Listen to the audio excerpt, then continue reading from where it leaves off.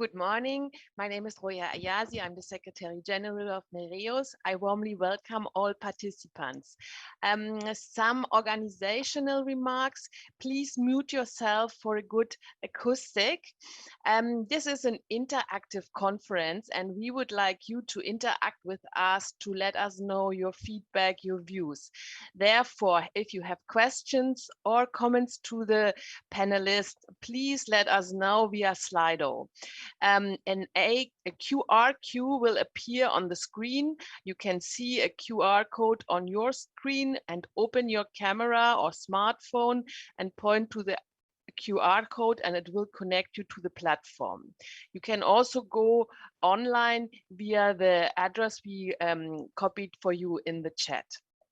Now, I'm very warmly welcome our first speaker, President of the Regional Council of Apulia Region, Mrs. Loredana Capone, with whom we work for a long time together, and we choose a politician from Apulia Region from purpose. Apulia Region is a strong player in the consortium, and we work also for many years with the region. It is a model region where you can see how important it is that the regional ecosystem, the different layers of the triplex helix, the administration, the political level, and the researcher and business community work together to bring space solutions forward, to push forward that space-based services and products get entry into the workflows of public users. I'm very pleased to give the floor to Mrs. Loredana Capone, please. First of all, I'm very happy to meet you. And I'm so sorry for my English. I'm honored to be here today at the presentation of the results of the impressive project. The project demonstrates how Europe contributes to the Puglia region and how Puglia gives back to Europe. This project is a great example of the positive impact that European funding has on our lives. Indeed, the project is important for everyone because it combines the protection of the environment, the development of new technologies, the creation of new jobs, and the safeguarding of tourism, because a clean sea will encourage tourists to come to Puglia. As you know, the sea in Puglia is one demand resources, so we have to protect it. Last year, we were awarded 17 blue flags, and we want to keep this record going. For these reasons, it is really important to protect the sea by adopting innovative systems to monitor the status of the sea and increase the digital technologies in our management of the territory. Let me give you an example from my own region on how the impressive project is delivering concrete results.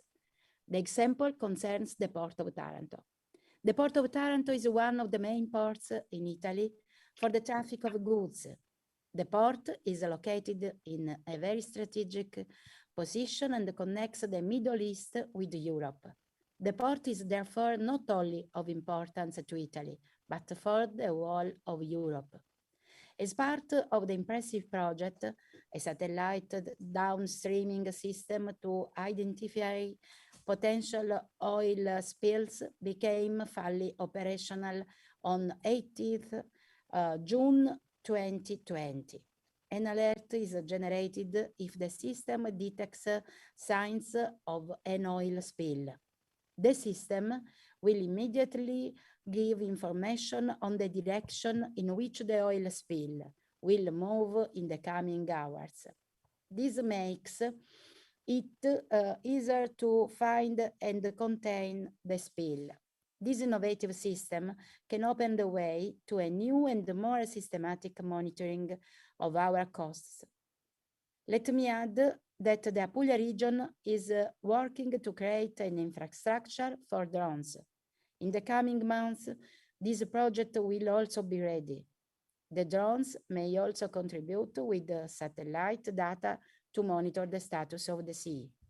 I hope that this project will be an example for other regions in Europe and Puglia, as we have been doing for the past few years. We will continue to prioritize the protection of the environment, especially the sea. Thank you very much for your attention, and I hope you have a very productive discussion today. Thank you, Minister. Thank you, President Capone. We were very honored you accepted our invite, and we appreciate the cooperation and continuous support of our activities. And we will do our best to contribute to keep Puglia's shores clean and sustainable. Thank you. Thank you very much. Let me give you some introductory remarks on this initiative. But first of all, I would like to thank I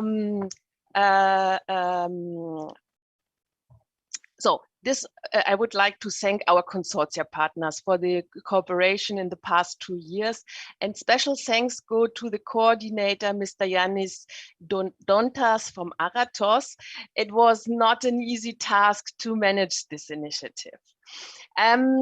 Today we celebrate the outcomes, the results of the impressive project, and we come the first time to the stakeholder community, to potential users, to show what has been developed and to see what are the views of potential users, and to better understand also what are needs and what is the approach of potential public users.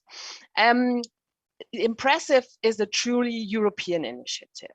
12 partners from private and public sector covering 6 countries worked together. And the outcomes were tested and validated in 3 different ports across the Union, namely La Luz in Gran Canaria, Spain, in Taranto, Puglia, in Italia, and Rafina Port in Greece. And these 3 ports served as model ports for Europe, for the Union.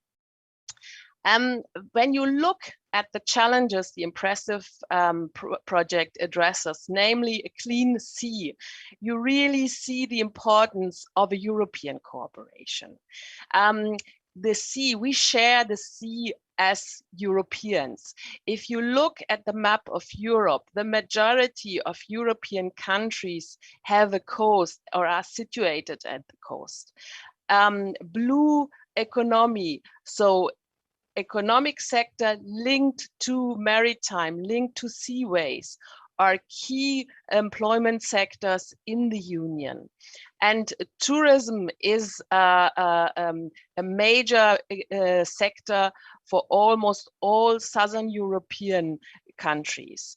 So a clean sea is vital for our life in Europe, and we share it as European. No country can do everything we do as European impact other Europeans. You cannot see the country, the sea only from one region or from one country. If you look at the outcomes of the impressive initiative at the geolocal platform that the impressive project developed, you have to see it in the overarching policy areas of the Blue Growth Strategy, of the Green Port Strategies, and the Green Deal going local. Really about the policy initiative, the knowledge and the awareness. We have limited natural resources, and we need to use our technologies.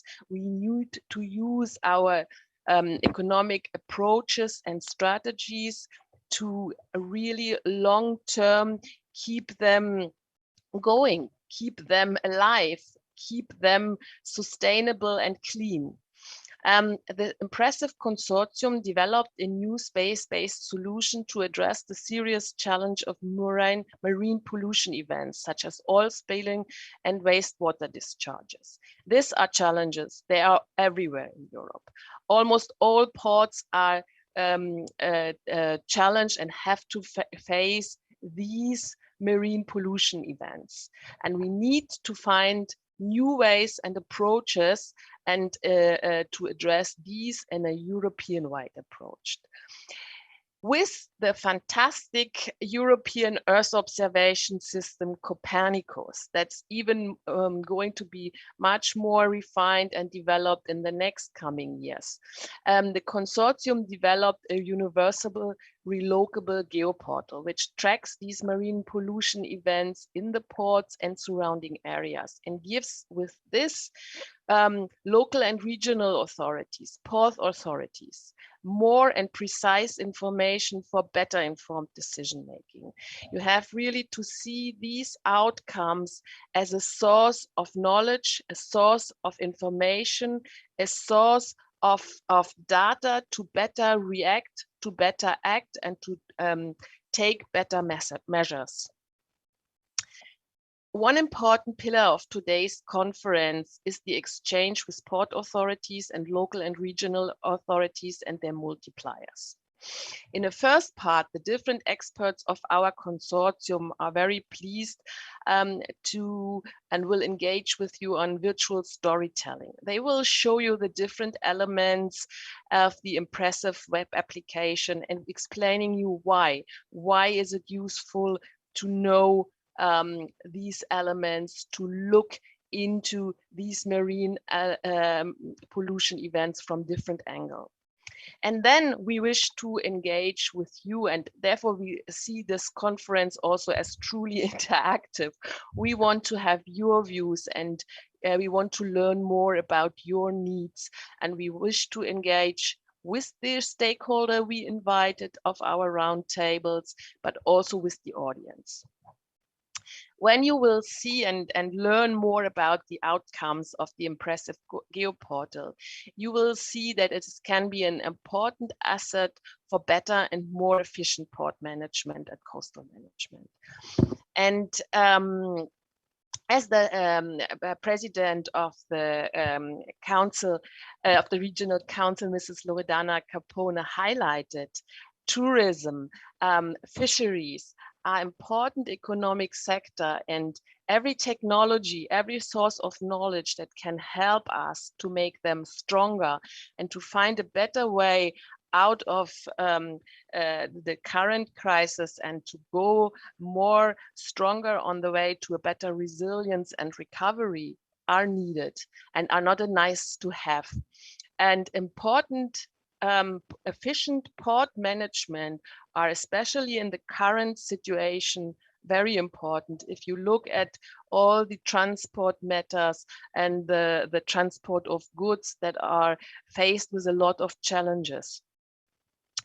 In fact, the geoportal can contribute to better pollution control and management in the ports.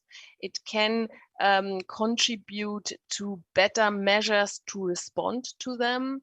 If you look, we see regions and local and regional authorities always also in two respects. In the respect as user, but also in the respect as important economic and political decision makers in different territories. And for this, local and regional authorities are also responsible for economic strategies, for employment strategies.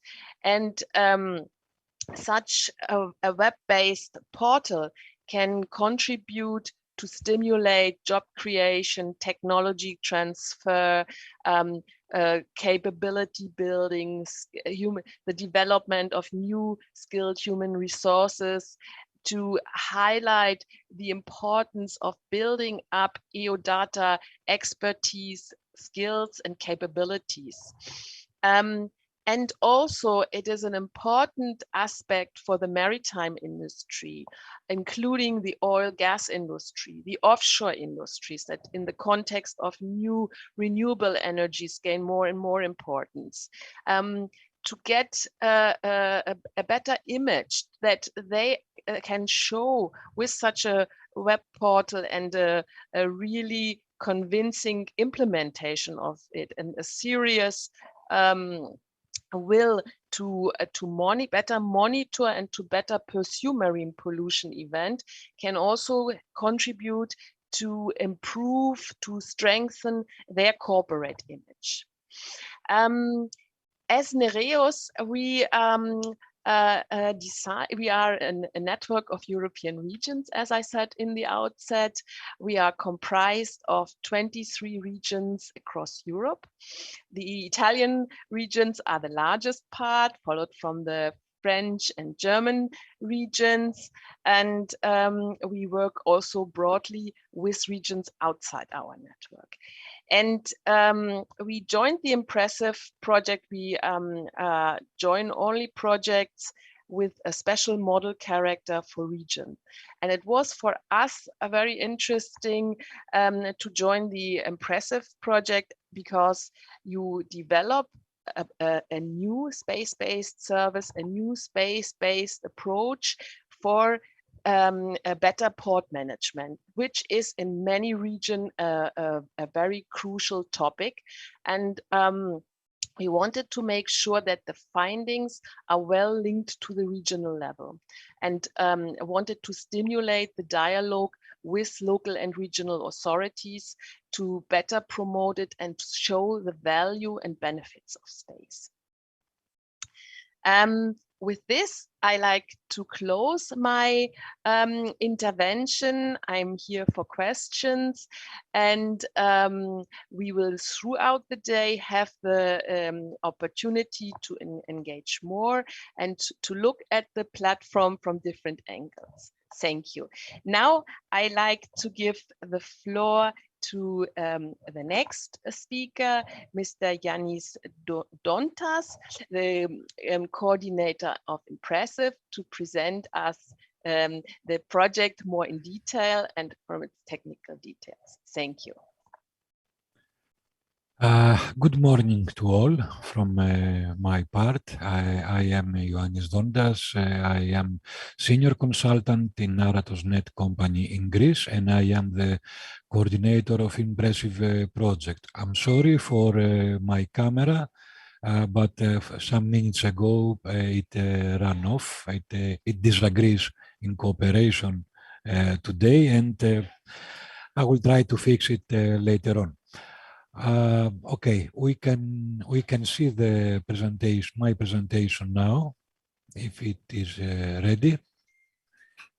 Okay, my introductory presentation is about this smart approach in oil spill and wastewater detection and monitoring in harbors and coastal areas of their vicinity. We are going to see some basic objectives of our work and the key findings.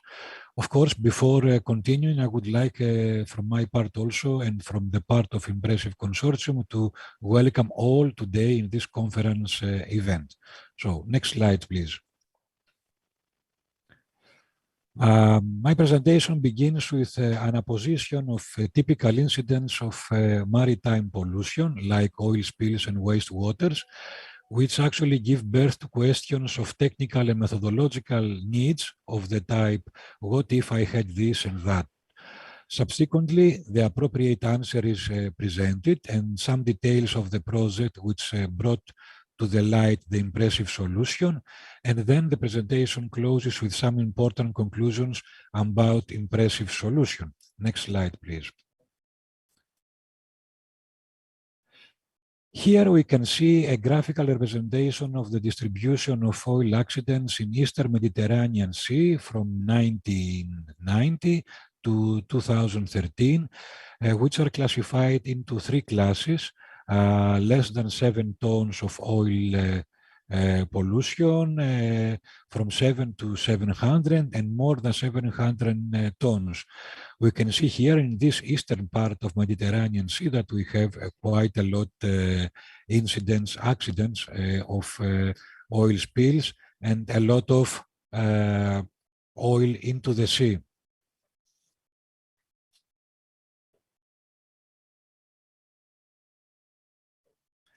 Next slide, please. Okay. A recent example of oil spill pollution incident was the one that was all over the news in Greece in 2017, or the one of Agia Zoni 2 shipwreck at Saronikos Gulf in Greece, where a 17-year-old tanker, Agia Zoni 2, was loaded with 2,200 tons of fuel oil and 300 tons of marine gas oil. From all of these quantities, about 700 tons spilled into the sea in the next hours of the accident. And of course, part of Saronikos Gulf and all southern coastline of Attica were polluted, as we can see in the lower image. And of course, it took quite some time for the experts teams to clean up the whole area. You can see also how the waters on the coastlines were polluted from oil in the pictures in the right side. Next slide, please. Here in this slide, from Greece, we can transfer to Gran Canaria, where at the same year, there was another big incident of oil spill near the outside of Puerto de la Luz. And here we can see the images from SAR Sentinel satellite, the February of 2017. We can see how the oil spill was targeted by the satellite images, and this spill, of course, was caused by a fast ferry being smashed into a breakwater. It was quite a big incident also. Next slide, please. Apart from oil spills, another major problem in the Mediterranean Sea is the continuing discharge of a large quantity of municipal or industrial wastewaters in coastal areas or rivers who are flowing into the sea. Here, in this case, we have actually poor management or absence of management of wastewaters at all, which leads to pollution and degradation of fresh water and of course of the marine environment, and also induces at a second turn the pressures on human health and ecosystems. In the graph below on the left, we can see several points of industrial wastewater release in thousands of tons per year. This is actually coming from 2013 all over the Mediterranean basin. And we can see, of course, that there are a lot of points where wastewaters, in most of the cases untreated, unassessed wastewaters, are coming to the Mediterranean Sea and giving birth to pollution to the waters. All this information actually leads us to the questions of the type, what we have done for this kind of polluting events, what we can do, is it enough so far what we have done, and what we could do if. Next slide, please. So, what if there was a way for real-time monitoring of marine pollution incidents from a combination of satellite data sources based on evolved modeling in the wide area of harbors, their vicinities, and the nearby coastal areas? Or what if there was a way for real-time automatic acquisition of hyperspectral images of these marine pollution incidents? Or what if there was a way for the real-time automatic acquisition of polluted water samples from these marine pollution incidents for subsequent tests in authorized laboratories? Or what if there was a way for accurate forecasting of the further evolution of these marine pollution incidents in the wider area of harbors and their vicinities based on sophisticated hydrodynamic and water pollution models? Or finally, what if there was a way for benefiting from all the above high-quality services all in one or independently according to user needs? So let's find the answer together. Next slide, please. The answer is the Integrated Marine Pollution Risk Assessment and Emergency Management Support Service in ports and coastal environments. This is actually the title of the impressive research and innovation project, which led to our impressive solution.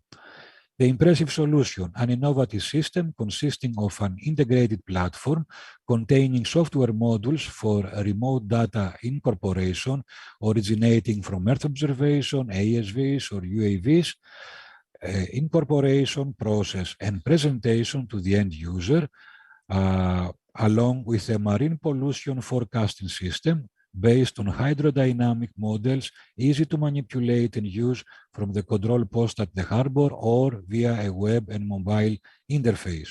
So this is impressive system. This is, according to our experience and according to our work, this is the proper answer to the incidents that were described earlier. And this is actually the main topic of our discussions today. Next slide, please. As it was mentioned before, impressive project was, and I say was because it is actually ending next month, a 3 years research and innovation project, which led to impressive solution. The partnership consisted of 12 partners from 6 countries, Greece, Spain, Italy, Netherlands, Belgium, and Poland, and we achieved to have a very nice geographical distribution across Europe, as you can see in the image. Next slide, please. Our work in this project was based on the objectives that you will see right now. And one of the first objectives of ours was to prepare and deliver a satellite monitoring service processing Sentinel and Copernicus marine products to identify polluting events like oil spills and wastewater incidents, and to generate alerts and to provide their position in near real time. Subsequently, our second objective was to configure and set up a software package that once an event is located, can provide forecast of its drift and fates based on coupling between this pollutant fate and transport and some hydrodynamic numerical models, which can support the decision-making and the maneuvering in real time of the autonomous vehicles with advanced positioning technologies. Our next objective was to deliver risk mapping regarding maritime pollution incident, and this risk mapping product is based on the integration of time series of remote sensing and model products. Next slide, please. Our next objective was to configure and develop autonomous surface vehicle equipped with remote sensing instruments and assembler device on board, able to be remotely operated from the headquarters for operational monitoring missions and accidental or illegal oil spill and other polluting events. Also, to set up an action protocol that is tested and validated as operational pilot in our pilot cases in the selected pilot sites of our project. This action protocol is meant to support the decision-making protocol of the ports during any particular event that may occur inside or outside the ports. So as an overall goal, we had to deliver a rapid response integrated system consisting of near real-time satellite, UAV, ASV, model, forecast, risk mapping, survey information, and products to support and improve the decision-making process in any particular oil spill or wastewater incident that may occur inside or outside or in the vicinity of a harbor. Next slide, please. So in this slide, you can see a simple graphical representation of the impressive approach. You can see with the cyan color an example of an oil spill or wastewater incident, the satellite contribution, the drone contribution, the small ASV contribution in this work, and all these sources giving data to the platform at the port side, of course, where also beneath of it there are all the modeling work, all the modeling algorithms which are doing silently but very effectively all the behind the scenes work for this project. Next slide, please. Here in this slide, we can see the selected location of the three pilots of our projects in Rafina port in Greece, in Taranto port in Italy, and in La Luz port in Canaria Island. Next slide, please. All of our work, and according to what you will have the chance to see and listen to in the rest of the presentation in this conference regarding the impressive solution today. So all of our work it can be described as giving outcomes like in the following elements. For example, the added value of impressive is reflected in the combination of sophisticated techniques for Earth observation, robotics, and advanced mathematical models for the development of this integrated, universal, and replicable system based on satellite images, hyperspectral images, and Copernicus marine products. Impressive is actually a low-cost but highly effective supportive tool for better port management, and also Impressive supports sustainability of ports by implementing a complete supply chain for the evaluation of the environmental conditions in ports. Also, the improved risk management of Impressive provides the stakeholders with safer activity within the ports. It can give a better corporate image for the ports concerning the industries operating there, and also it can give to the ports new capacities for detecting illegal polluting activities. Next slide, please. Also, Impressive solution has a great potential towards the market of European harbors, from the medium-sized harbors to the great ones. The number of potential interested European ports goes up to some tens for the major and busiest ones, and a lot of hundreds for the medium-sized ones. Impressive solution targets actually the following stakeholders, as we can see in this list: port authorities, port operators, shipping companies, local and regional public administrations in the vicinities of the ports, coast guards, environmental protection agencies, oil and gas industries, and offshore industries. And I could add also to this list insurance companies, because it's a question of insurance when a port is issuing, for example, is suing actually a ship company for producing an oil spill outside of its territory. So, to the best of our knowledge, there is no other similar integrated solution including simultaneously all the aforementioned information sources and equipment, and elaborating on the data with the support of similar scientific modeling of oil spills and wastewaters in harbors and their neighboring areas. We are unique. Next slide, please.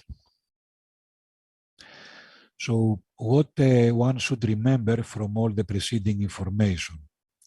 Impressive solution is an info-centric, integrated platform, highly customizable, scalable, configurable, validated, actually, user-friendly with high scientific level, which enhance the sustainability and competitiveness of ports and raises actually their contribution to environmental protection against oil spill and wastewater incidents in their vicinities and the nearby coastal areas. Next slide, please. Thank you for your attention and enjoy the rest of the Impressive conference.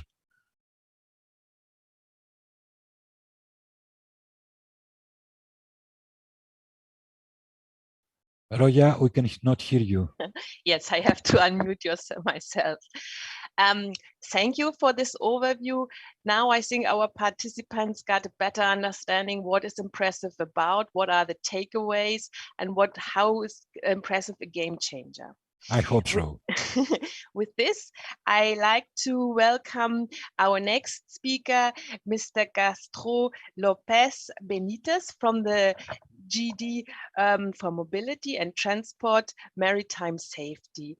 Mr. Benitez, as I said in my introductory remarks, we have to see the impressive in the overarching policy agenda of the European Union. And the maritime sector plays an important role in European cooperation, but also in our efforts to improve the sustainability of our sea and to make it cleaner. We are very interested to have the views of the Commission. Oil spill drilling is in your service, and we are very keen to learn more what the Commission is doing in this respect. Please, the floor is yours. Thank you. Good morning to all. Thank you for inviting me to provide a few introductory words on this topic, on this project. Well, we have already gone into the substance, but I have to cool down your enthusiasm a little bit to get back to the bigger picture, particularly the political and legal picture. So, as you said, my name is Castro Lopez Benitez. I work in the Maritime Safety Unit in the Directorate General for Mobility and Transport. Despite the name, Maritime Safety Unit, it is not only about safety, it is in fact also about pollution prevention, and more precisely, pollution prevention from vessels. So that's in particular my portfolio, my responsibility in the unit. But before going into the details on the legislation that we have in place to prevent pollution from ships, let's look back a little bit with the bigger picture. Of course, the clean environment, clean seas have always been one of the Commission's priorities, but in this respect, I think we have to refer, and it has already been done previously, to the European Green Deal communication that was adopted by the current Commission just after taking office, which underlines the need to accelerate the transition to a zero pollution and climate neutral economy, and that is in all areas, and of course that includes maritime transport, which is a very important part of the transition to a sustainable mobility. Now, concerning more precisely the protection of seas and oceans, that maybe we can mention that one of the essential elements is the Marine Strategy Framework Directive. This Marine Strategy Framework Directive was adopted in 2008.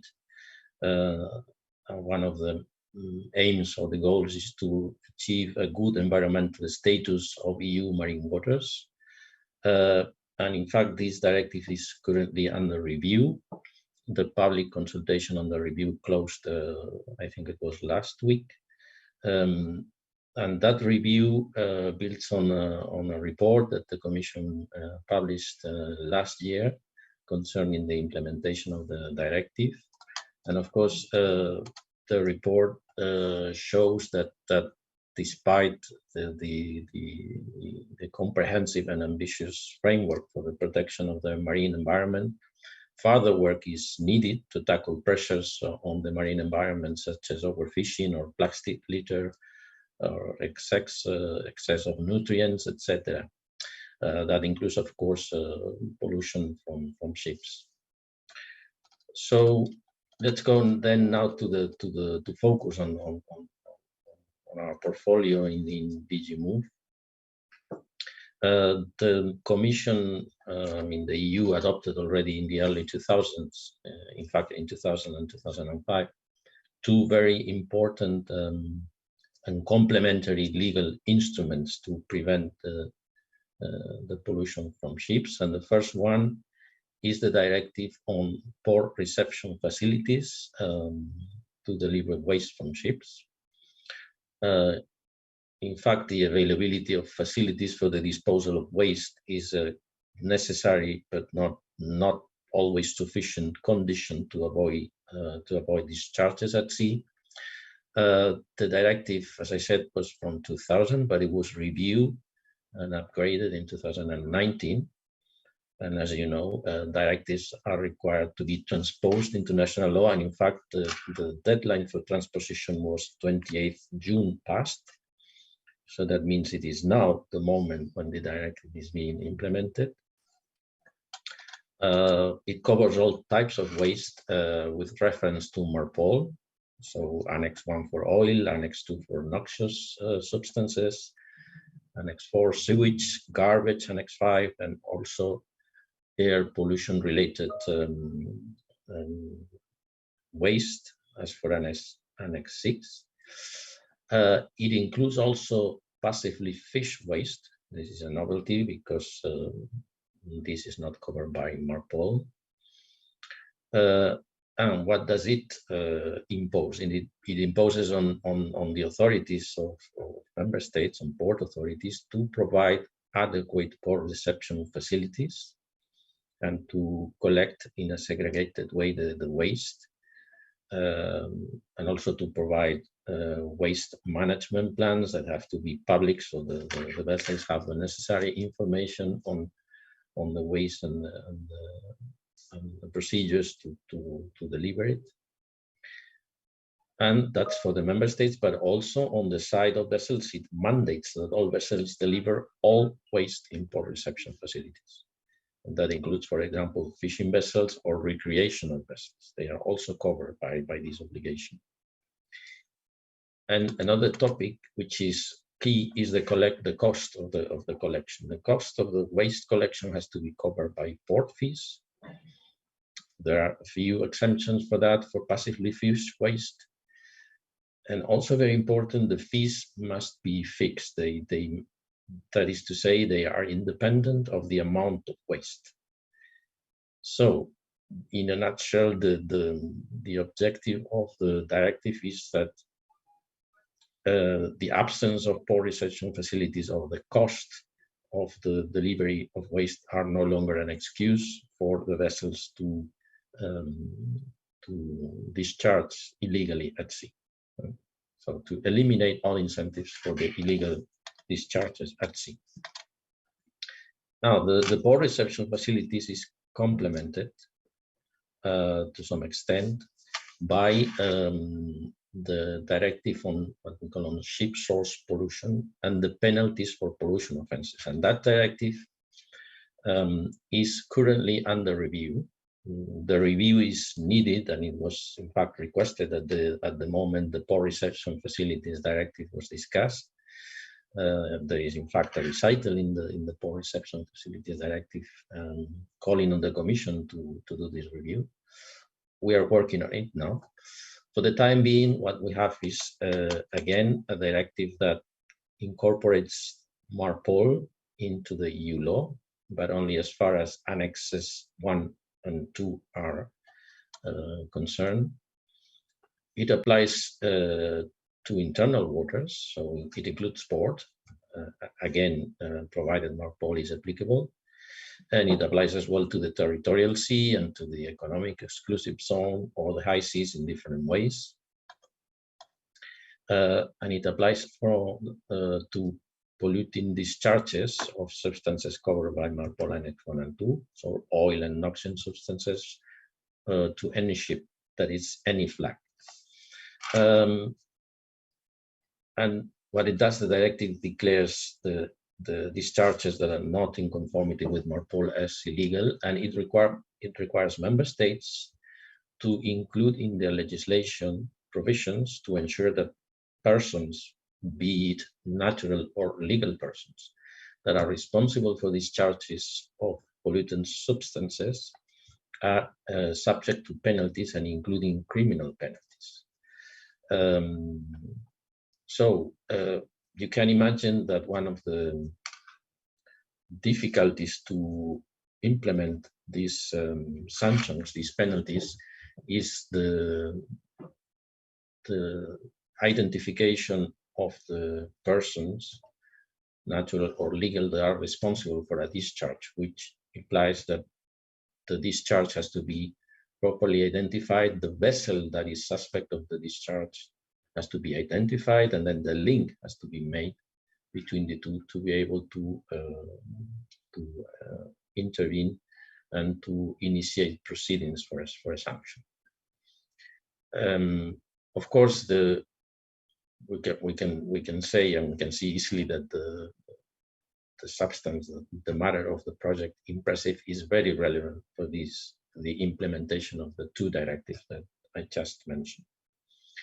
And in fact, there are many, there are other policy measures and instruments that are encouraged to take action in this manner.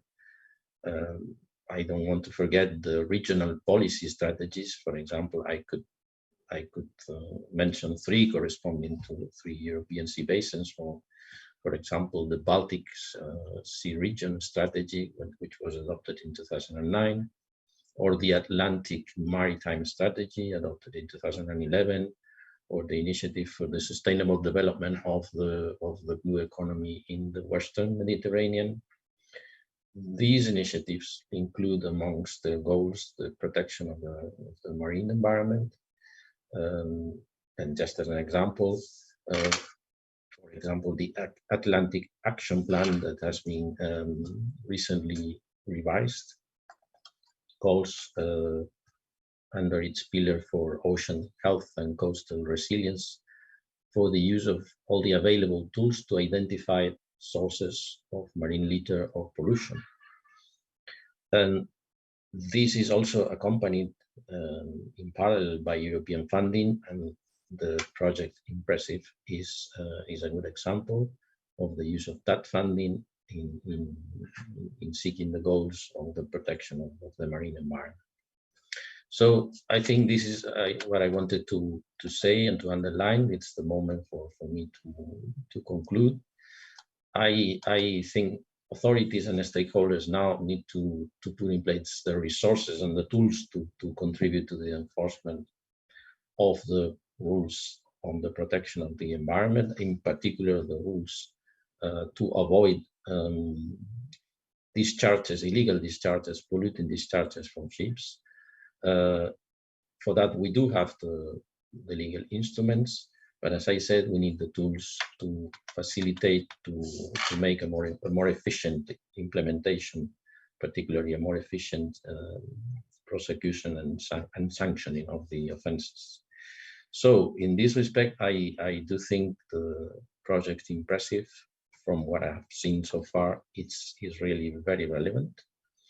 And I'm looking forward to the discussions and the presentations to better understand how that is going to be made possible. So that's all. Thank you very much. Thank you very much for your interesting intervention, and also giving us a very profound, in-depth overview on the legislative activities of the European Commission in this domain. I think also for our audience, your intervention was very important, and I like to encourage participants to ask questions, give comments. Please join the chat via Slido. We put all the necessary information to connect in the chat, and here you can also see the QR code. So please don't hesitate, come and join our discussion. Maybe one comment from our side to Mr. Benitez. Several of our network partners, the Nereons networks partners, but also some of the impressive partners are working with the European Space Agency in the context of the Atlantic strategy, and work there together with different space stakeholders and look how they can better address maritime challenges that are specific for the Atlantic, but also other maritime regions, of course, with the help of Earth observation. So do we have, before we move on to the virtual storytelling, do we have questions? Okay, so we you still have the possibilities. We might open up the discussion again. If there are no ones to the Speaker of the European Commission, I thank you again very much, Mr. Benitez, for your intervention. And we are now moving on to the part of the virtual storytelling, the presentation of the platform by the developers, going more into technical details, and I give the floor to the presentation of the impressive platform. Please.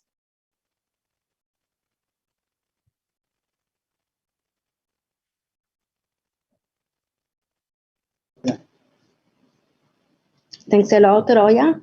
Now we will start the session where we described all the components of our project, because as introduced by Ioannis, we designed and developed some components. These components can work all together, but can be also standalone. Please, if you can send the first slide. Okay, the idea, go to the next, please. The idea is that the geospatial platform works as an orchestrator for all the project services. As you can see, this is the page to access to the services.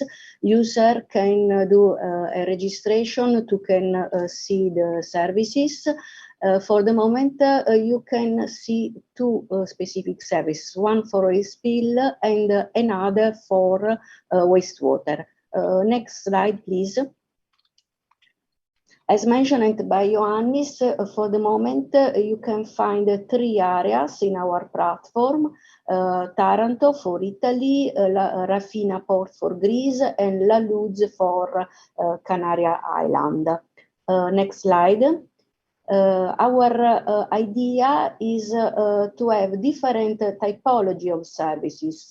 There are continuous services that are oil spill detection and wastewater detection. These services are automatically provided by satellite data, so they don't need any interaction or any request by the user. Then there are a second service typologies that are continuous services triggered when an oil spill is detected, and this oil spill has a probability of occurrence higher than a threshold. In this case, the user can see not only the potential oil spill on the platform, but also a forecast drift automatic calculated by modeling for the hours successive to the oil spill identification. The third type of services are on demand, and these services are based on the monitoring with an hyperspectral camera on drone, or also on monitoring with an autonomous surface vehicles. Of course, the services based on modeling and satellite data are continuous, as I mentioned, and are always present in the platform. where on-demand services need to plan the flight in case of drone, of the acquisition with the boat for the autonomous surface vehicle. So in the platform, it's possible to send a request for these services, but the operator need to plan the acquisition, and when done, it's possible to upload in the platform the result. Next slide. Here you can see an example of an oil spill identification. It is the gray, the light gray shape, and it is also possible how is moving after the acquisition.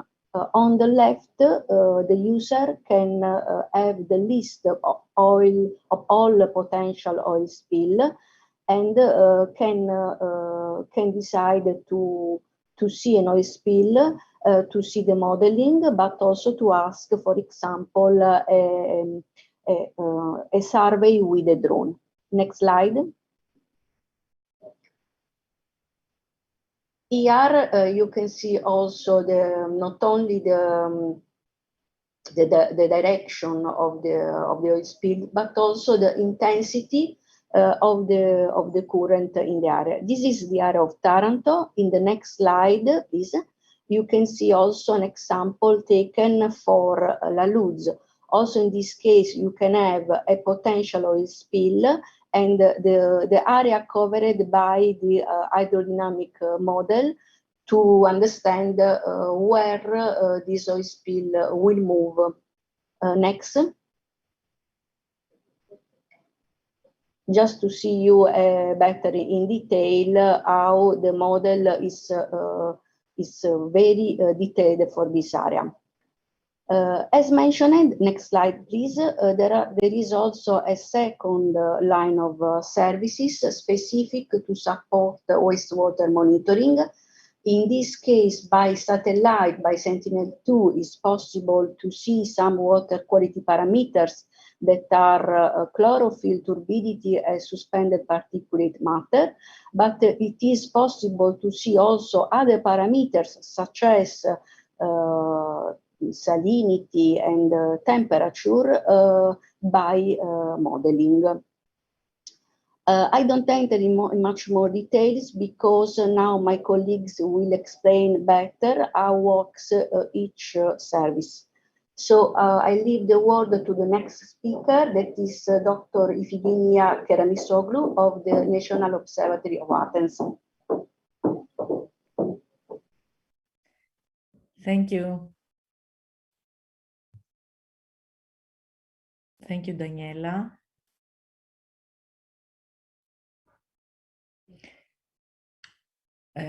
Roya, do you want to say something, or may I move on? Please move on. Okay. And I'll just one organizational remark to the presenters. Please always introduce yourself and say also from which region you are. Please, the floor is yours. Thank you, Roya, and thank you, Daniela. If I could have the presentation online, please. My name is Ifigenia Keramitsoglu, and I am a research director on Earth observation at the National Observatory of Athens. At this first stage, I'm going to introduce how we monitor automatically oil spills and wastewaters from satellite data. Next slide, please. I will start with a historical image of, this is in Cyclades, the Aegean Sea in Greece, where you see the islands and also some dark formations in the sea. We are using satellite data, synthetic aperture radar images. This is the initials SAR. So we are using this satellite data in order, firstly, to identify the dark formations. But the key point here is that there are so many reasons why you could have dark formations on a synthetic aperture radar image. And of course, in the majority of the cases, this is not an oil spill. Another point that I want to raise here, and this shows also the complexity of the problem, is that we are not actually looking for big accidents which are going to be reported anyway. What we need to have automatic detection is for the illegal dumping of the tankers and the cleansing of the tankers as they travel. I think this is the most important problem here, because one way or another, if you have a big accident, then you're going to have a report, and all this ship is going to be in the spotlight. But what is very important is to actually be able to identify this illegal dumping of the tankers. So if you click once more, please, to reveal the image on the right side of the slide. So we have developed a system based on artificial intelligence, fuzzy logic, where all the dark formations in the sea are colored according to their probability to be an oil spill. It is a pity that I cannot see very clearly an orange formation because it is actually very thin, and with this analysis I cannot see it. But on the top right there is actually a formation that had a high probability to be an oil spill.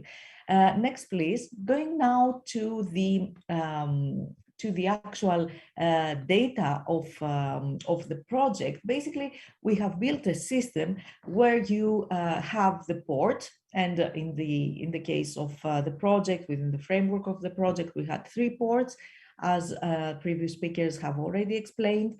So when you have a new image from Sentinel-2 data, and at this stage, I also want to make a point about Sentinel data that has been used, sorry, actually this is wrong. It is actually Sentinel-1, I'm sorry about that.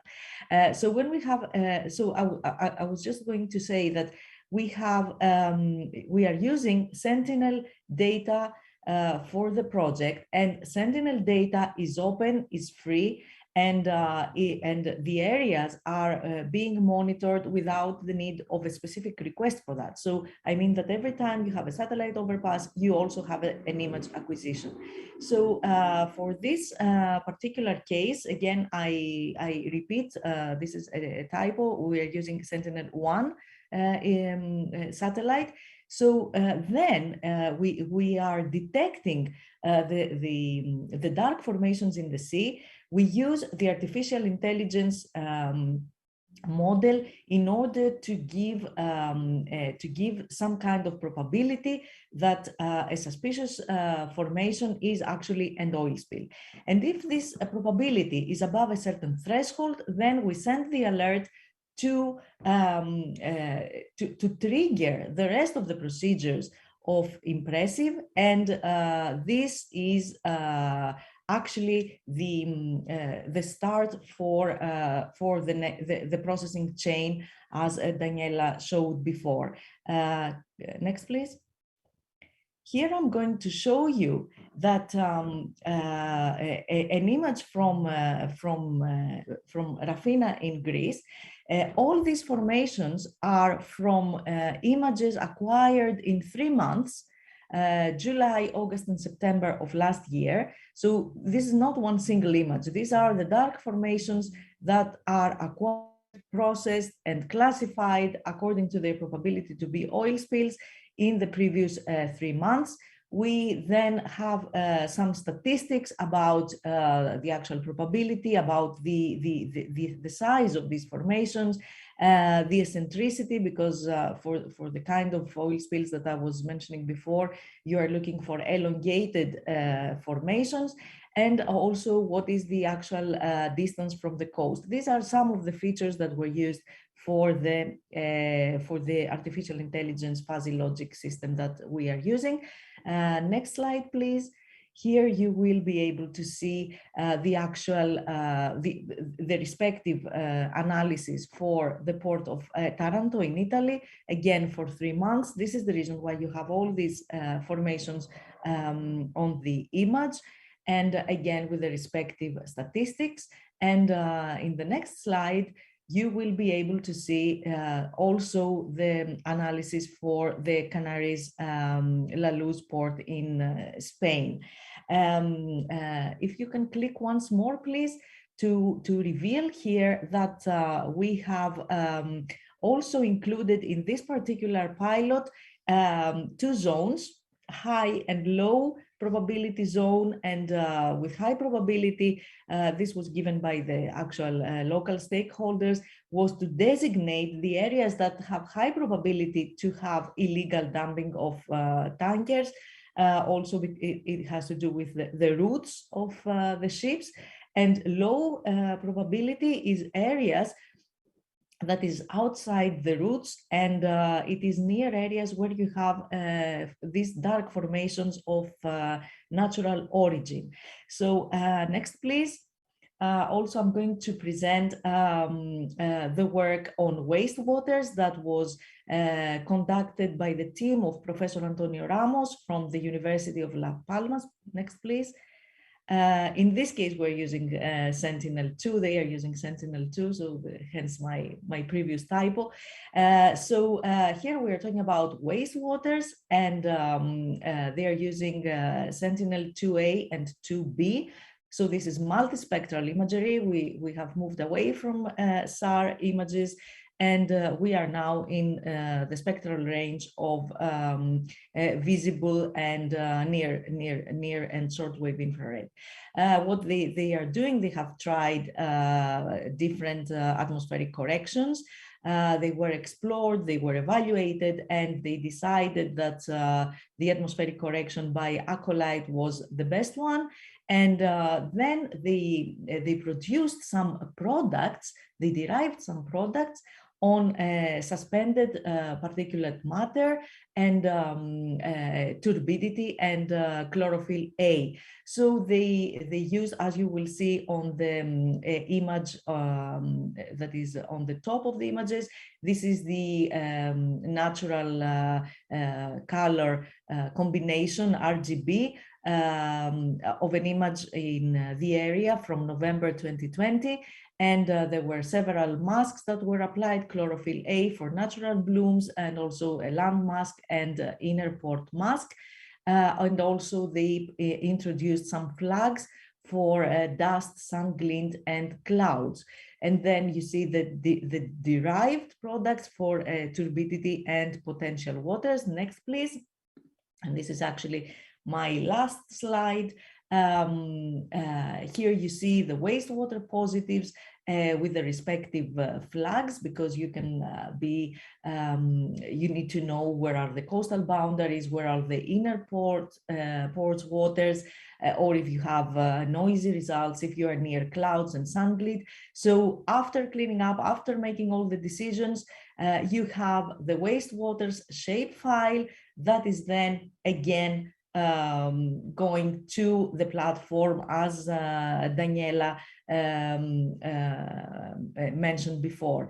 And with this, I would like to pass the floor to the next speaker, who is going to tell us about the models, the hydrodynamic and oil pollution forecast. This is Enrique Alvarez Fanjul, sorry, for the Puertos del Estado. So Enrique, the floor is yours. Thank you so much. Thank you very much. That was very close enough. It's Enrique Alvarez Fanjul. I am the head of the operational oceanography team at Puertos del Estado. And I have also been in charge of coordinating the numerical modeling activity in this project. So next slide, please. I will talk about this numerical modeling activity, and I will go a little bit into the technical aspect of one of the core of the systems that we have here. If we want to do oil spill forecast, it is mandatory to have circulation forecast and to have oil spill forecast for doing that. So I will talk exactly about that. First, I will explain the hydrodynamic models that we have developed in the project.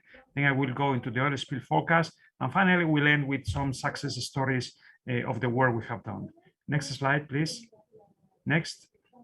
So as I mentioned, 3D marine currents is basic element of this service, of this system, because you cannot do a forecast without this tool. You cannot go into the future without this numerical forecast system. So as we have been working in these three pilots, Rafina, Taranto, and Alud, we have implemented, state-of-the-art numerical models into these three locations. In fact, we have done it with different approaches. We have done it on purpose to test the feasibility of the final tool to integrate different solutions into the service. Models, of course, are nested into the Copernicus Marine Environment Monitoring Services. Without the Siemens data, we could not do this work because we need all the boundary conditions. And the good thing about these models is that we are able to downscale to produce solution at the scale of the meters. It's something that only 10 years ago was like science fiction to do that. We are now being able to do this, thanks also to the increasing computing power. Next slide, please. So this is how we are working. We work from the Siemens data. We nest that into coastal models in the order of hundreds of meters of resolution, and we go finally to the port scale with tens of meters of resolution, able to solve the problems that we are dealing with at Impressive. Next slide. These are the models that we are running at Impressive in an operational way. Those are the developments of the project. You can see on the left La Luz, top Rafina, and down Taranto. And Taranto is also very interesting because we have followed a different approach. We have used a variable grade size model. So the platform is, as I mentioned, is able to cope to deal with a different variety of state-of-the-art models. Next slide, please. For us, something that was very important during this period was to be able to provide reliable results. So we have done a lot of effort. I will show just because I have only 7 minutes, this example of the validation. But you can see here, I hope that you have resolution enough to see 3 lines. The top line is the solution of a drift of a buoy based on Siemens data.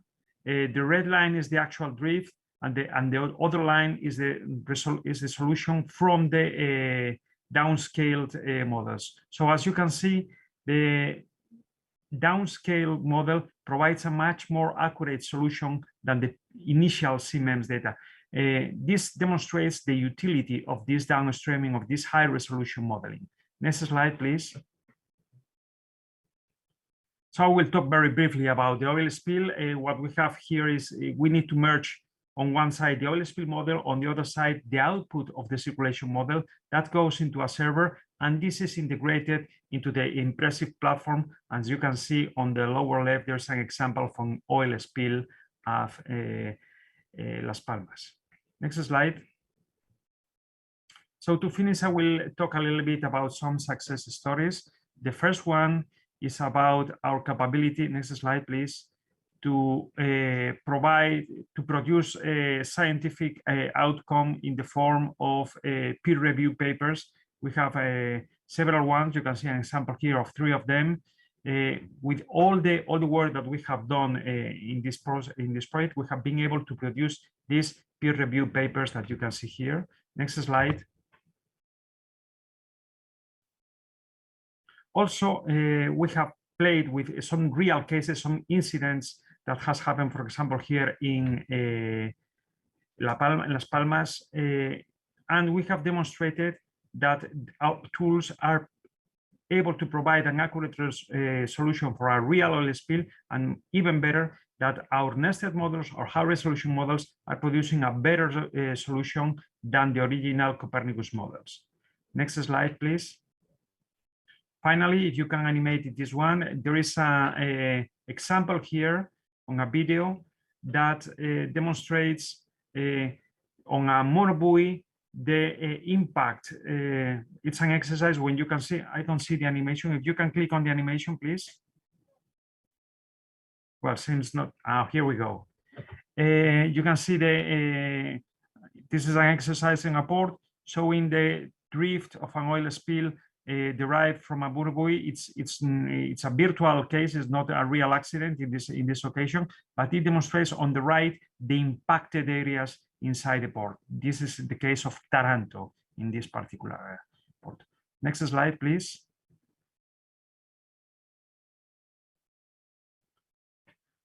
And this is it. I would like to now give the floor to Dr. Jorge Cabrera and Dr. Javier Martin that will talk about in situ real-time data collection in impressive using an autonomous surface vehicle and aerial drone. Thank you very much for your interest.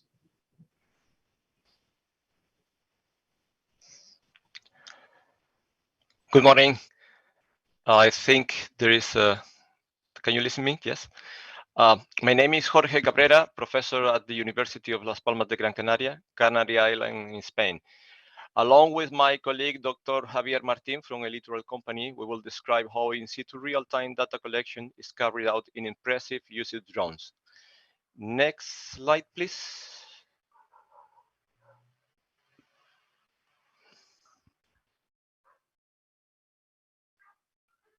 Hello.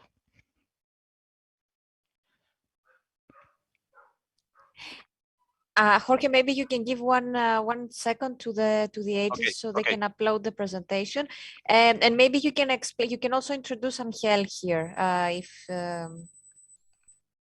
No one is Angel. I mean, Angel is not presenting actually. Hi everyone. This is Maria Vidal from El Litoral, and sorry, but the Javier Martin, who was going to present the drone section from El Litoral side, is not able to attend today. So I'm going to do the presentation of the drone section, okay, on behalf of him. And then we have also Angel Luque here with us, that he can provide support in case of technical questions from the audience, okay?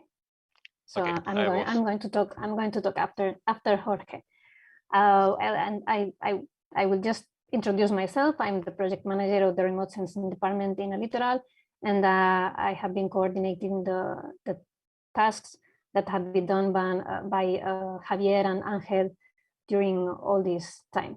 So I will be explaining our main results after Jorge's presentation. Okay.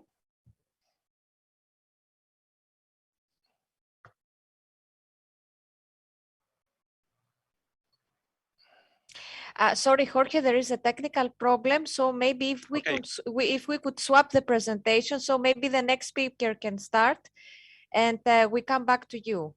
Okay, no problem. I will silence my microphone. Okay.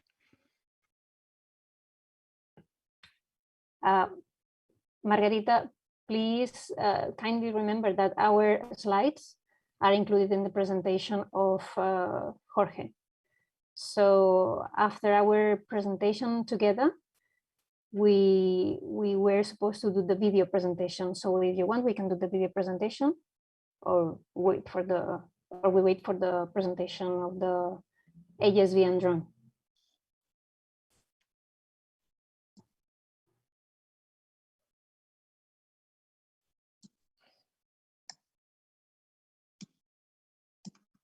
You can go on with your presentation, Maria.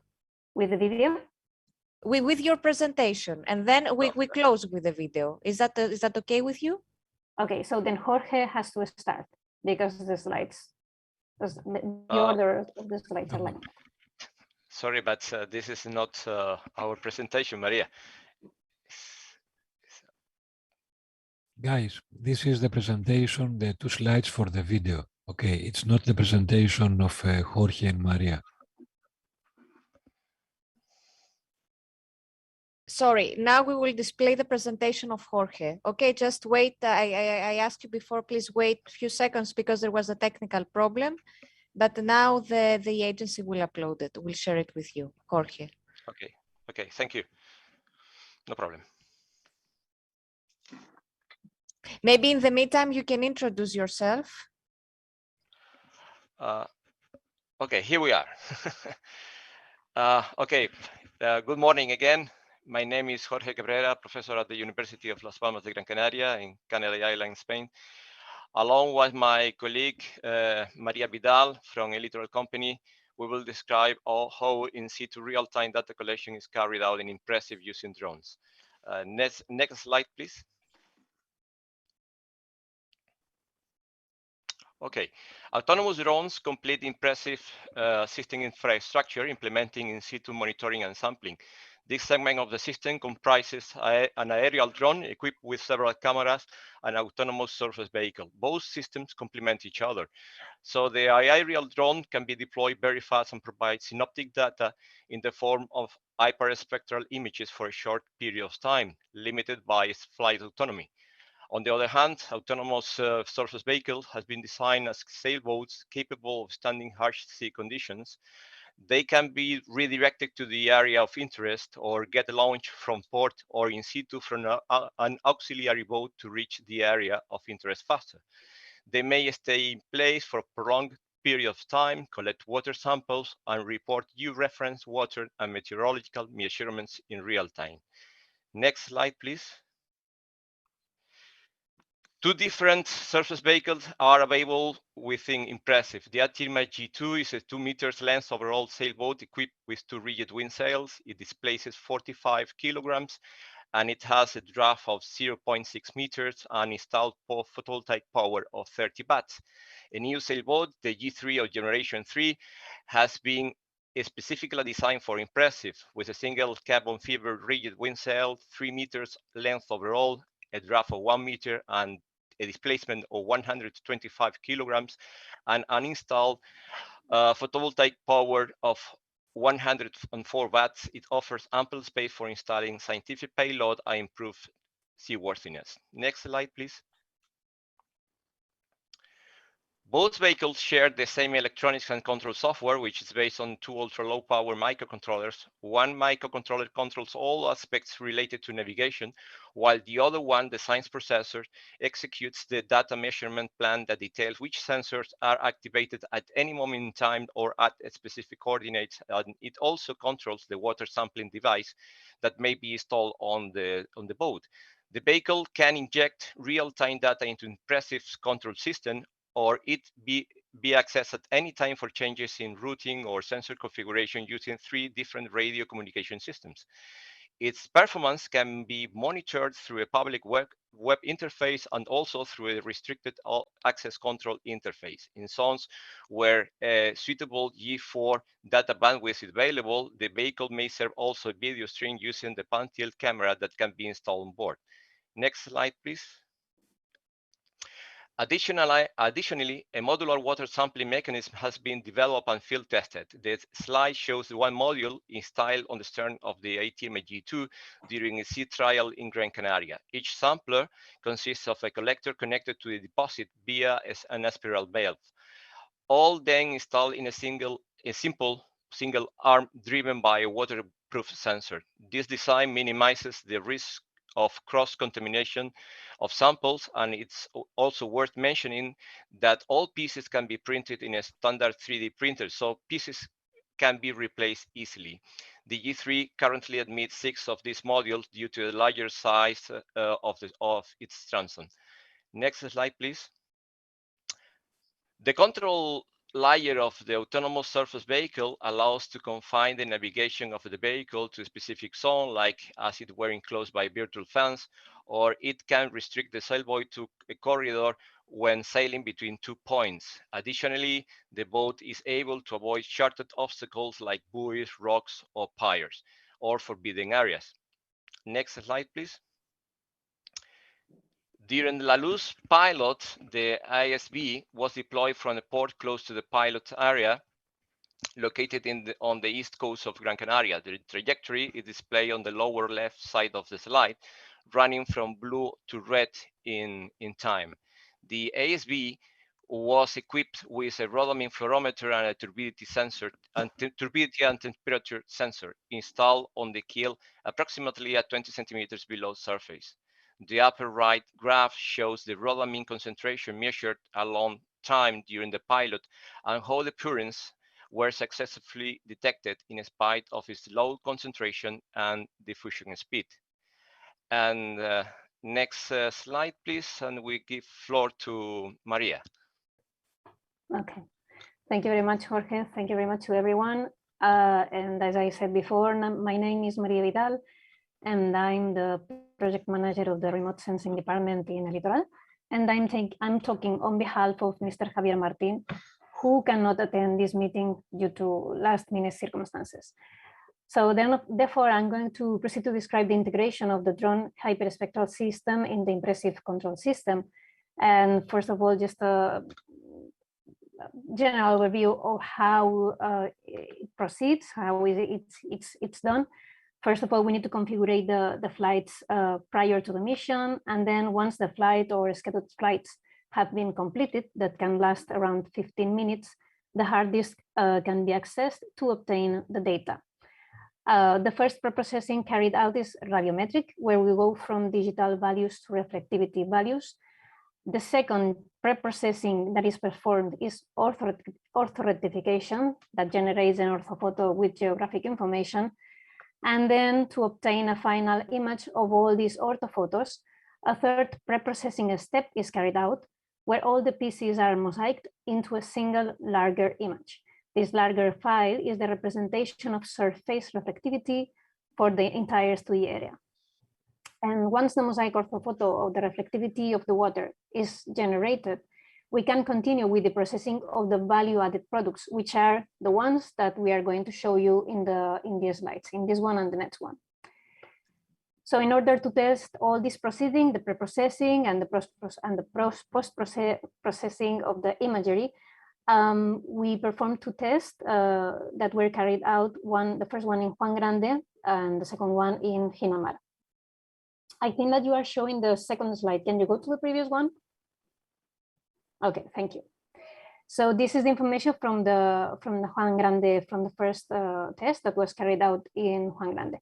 It's important to highlight that in order to simulate the potential oil spills, we proceeded to the use of a harmless tracer such as rhodamine WT, and we proceed also to the simulation of the bilge oil and diesel spills through the use of the radiative transfer model implemented in this project. The measurements from the support boat and also from the ASV were useful to obtain data used as a ground truth to certify the presence of the rhodamine WT. The Juan Grande campaign was on around midday, the 7th of November 2020, in the surroundings of Juan Grande Power Plant marine area in the southeast coast of the Gran Canaria island. An area of 6.2 hectares was predefined, and you can see the results here of the calculation of the rhodamine index for the test images with an RGB color palette. The rhodamine stain, as you can see in the central image and on the left of the slide, the rhodamine stain is perfectly delimited by this index. Besides, as I said before, a calculation of the oil spill probability map was done and can be seen in an RGB color palette image generated with the index formula. And also the two simulated main pollutants, oil spill stains, can be also perfectly delimited by this index that was developed by our colleagues. Can you go to the second slide, please? The second hyperspectral campaign was done adding again rhodamine and also with the presence in the same area of the ASV with sensors in order to test the developed detection methods that were performed on October 2020. The Gran Canaria pilot, this one, was carried out again around midday, the 24th of September 2021, in the Ginamar outfall of the water treatment plant in the east coast of the Gran Canaria island. And you can see again the results of the calculation of the rhodamine index for this pilot. In this case, the values of the rhodamine index are close to 0.9, and they can be observed in the central area of the stain. Values really much higher than those obtained in Juan Grande test that were around 0.3. Therefore, we see that hyperspectral data were taken in the first moments of emission of the rhodamine in the submarine emissary, when the solution in the water of the rhodamine was still in high concentration. It's important to highlight that the near real-time requirement that we described takes less than 3 hours to be processed, including the pre-processing part that takes around 1 and 1.5 hours for each 10 hectares of processing. The processing of the water anomaly, rhodamine index, and oil spill probability that takes around half an hour, and sending the data that takes around 0.25, around 25 minutes. And from our side, from the drone section is done. Thank you very much for listening, and I hope that this has been interesting for all of you. And I think that now we are going to present the video. So could you upload the presentation for the video, please?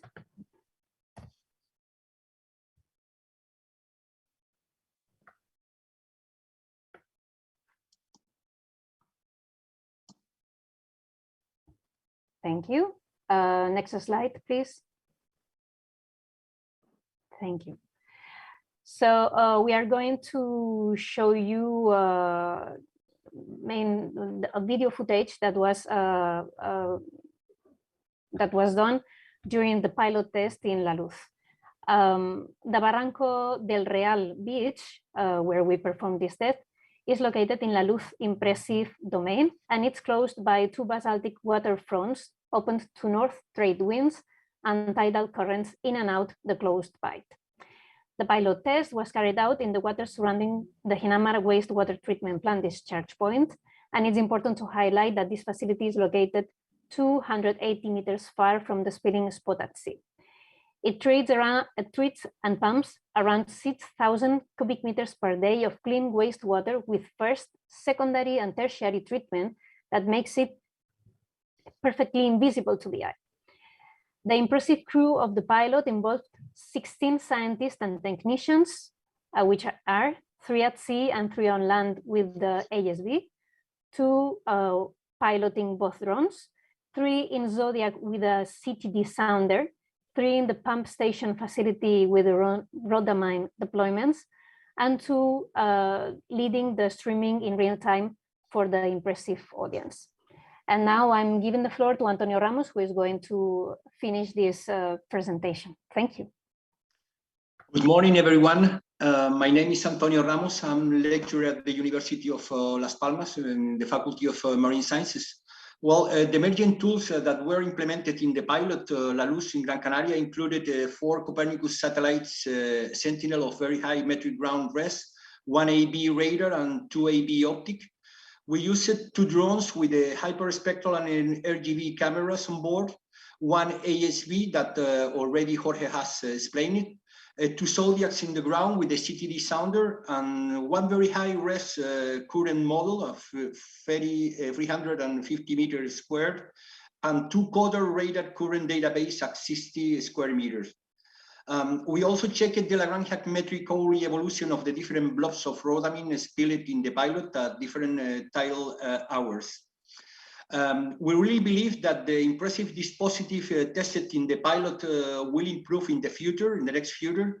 The Coast Guard operations on the ground, reporting in advance the potential location of the metric Cowley spilled spot the next 72 hours. So we think that this will be really very useful. As example, let's watch now the video that we got in of the wall emergent dispositif that was implemented in the pilot held in Gran Canaria on September 21 in the pilot La Luz. Thank you very much, and we expect you enjoy the video.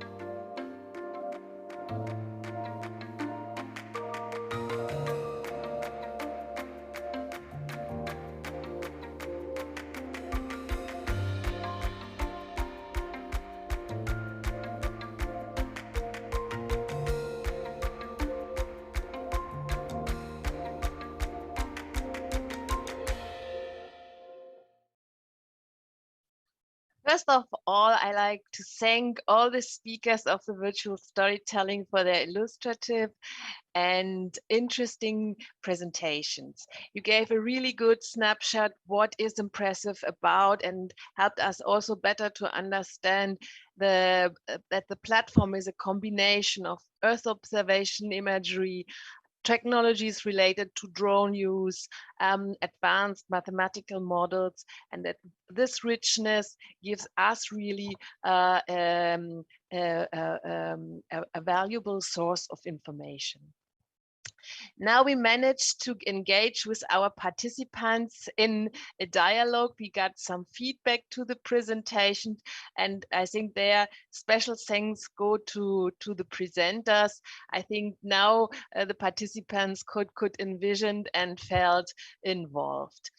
The first question is, and I think we do it like this. I read the question and then the presenter who is concerned takes the floor to answer. We have all in all 5 questions and you are not very far away from your coffee break. I think we manage and then you will get your deserved coffee break.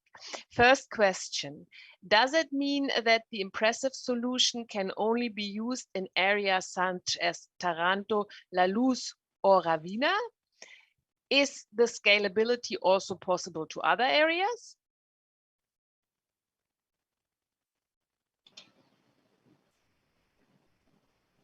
Maybe I can reply to this question. Yeah. For the purpose of this project, we implemented only 3 ports, but of course, it is possible to add other area. We need, of course, a period of setup, essentially to create the high resolution aerodynamic models and set up all the component of the services. But the reply is yes, it's possible to add the new areas. Okay, thank you, Daniela. The second question, until when will the prediction of oil spill dispersion be extended? Several days?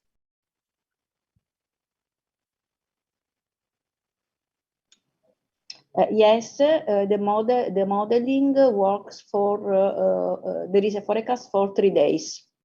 Mm-hmm. I can add to that one that it is as you have just said, the right answer to this one is we can do oil spill forecast as long as we have circulation and wind forecast available. One of the advantages of the work that we have done, as I mentioned it, is that we have been flexible in terms of the numerical model to be implemented. That means if that in a new test site or in a new site, there is another available wind and circulation forecast with a longer forecast horizon, let's say 5 days or something like that, the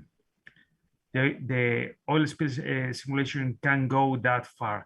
Nevertheless, it's interesting also to consider in this question that we are dealing with coastal waters. And in coastal waters, the events tend to happen very fast because we are in a limited extension. We are in a small domain here because we are talking about the port and the adjacent areas to the port in this particular kind of simulation, 50-meter resolution. So it really does not, 3 days is more than sufficient for this particular case, because every oil that is in the area in 3 days will be or outside the area or already beached. So 3 days is a very good time horizon for this. Mm-hmm. Thank you. Thank you. Then we move on to the third question.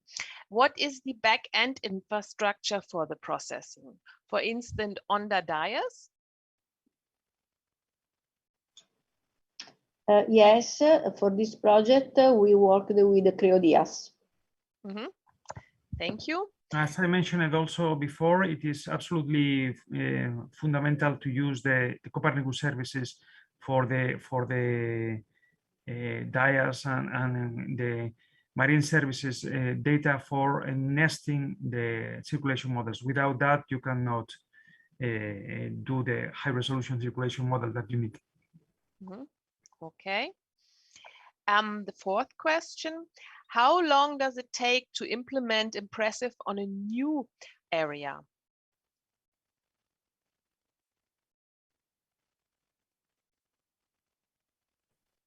With respect to the circulation part, it's again depends on the fact that it could be easily the case that somebody approaching impressive could have their own circulation models available. That will eliminate a lot of the time associated to the implementation of numerical models, because if it is done, we can integrate it. But if not, with respect to the circulation modeling, it's not a very lengthy period, because we know how to do that, and it's not that complicated any longer. So it's a matter of a few months if you want to do it properly and with the validation. Thank you. Our last participant would like to know if the impressive solution could be used to predict or detect port congestion as well. Our solution is not designed for port congestion, but in any case, I think that if we integrate data coming from AIS, it could be possible to identify vessels and so also see the port congestion. Thank you. Okay, is there any last question you would like to ask before the coffee break? No. Okay, you deserve your coffee break. I kindly ask you to be back at 11:45. You have, let's say, 20 minutes coffee break. 11:45 we resume, and we will be glad to discuss with you further. Thank you.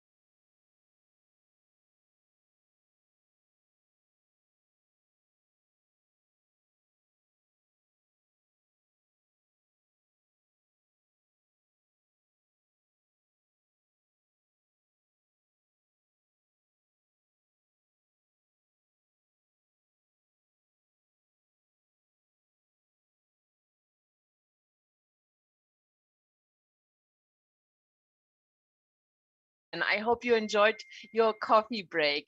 Back again. We now move on to the round tables. I'm very pleased to open the first round table with local and regional authorities and port authorities. You are one key target group of this initiative.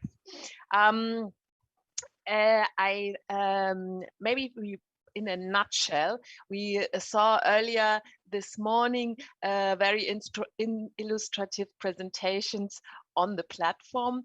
We learned that it's a web-based tool combining Earth observation technologies, drone technologies, advanced mathematic models to gain more information. The satellite imagery, particularly with Copernicus, provides us with more information on marine pollution events and helps local and regional authorities to take better decisions.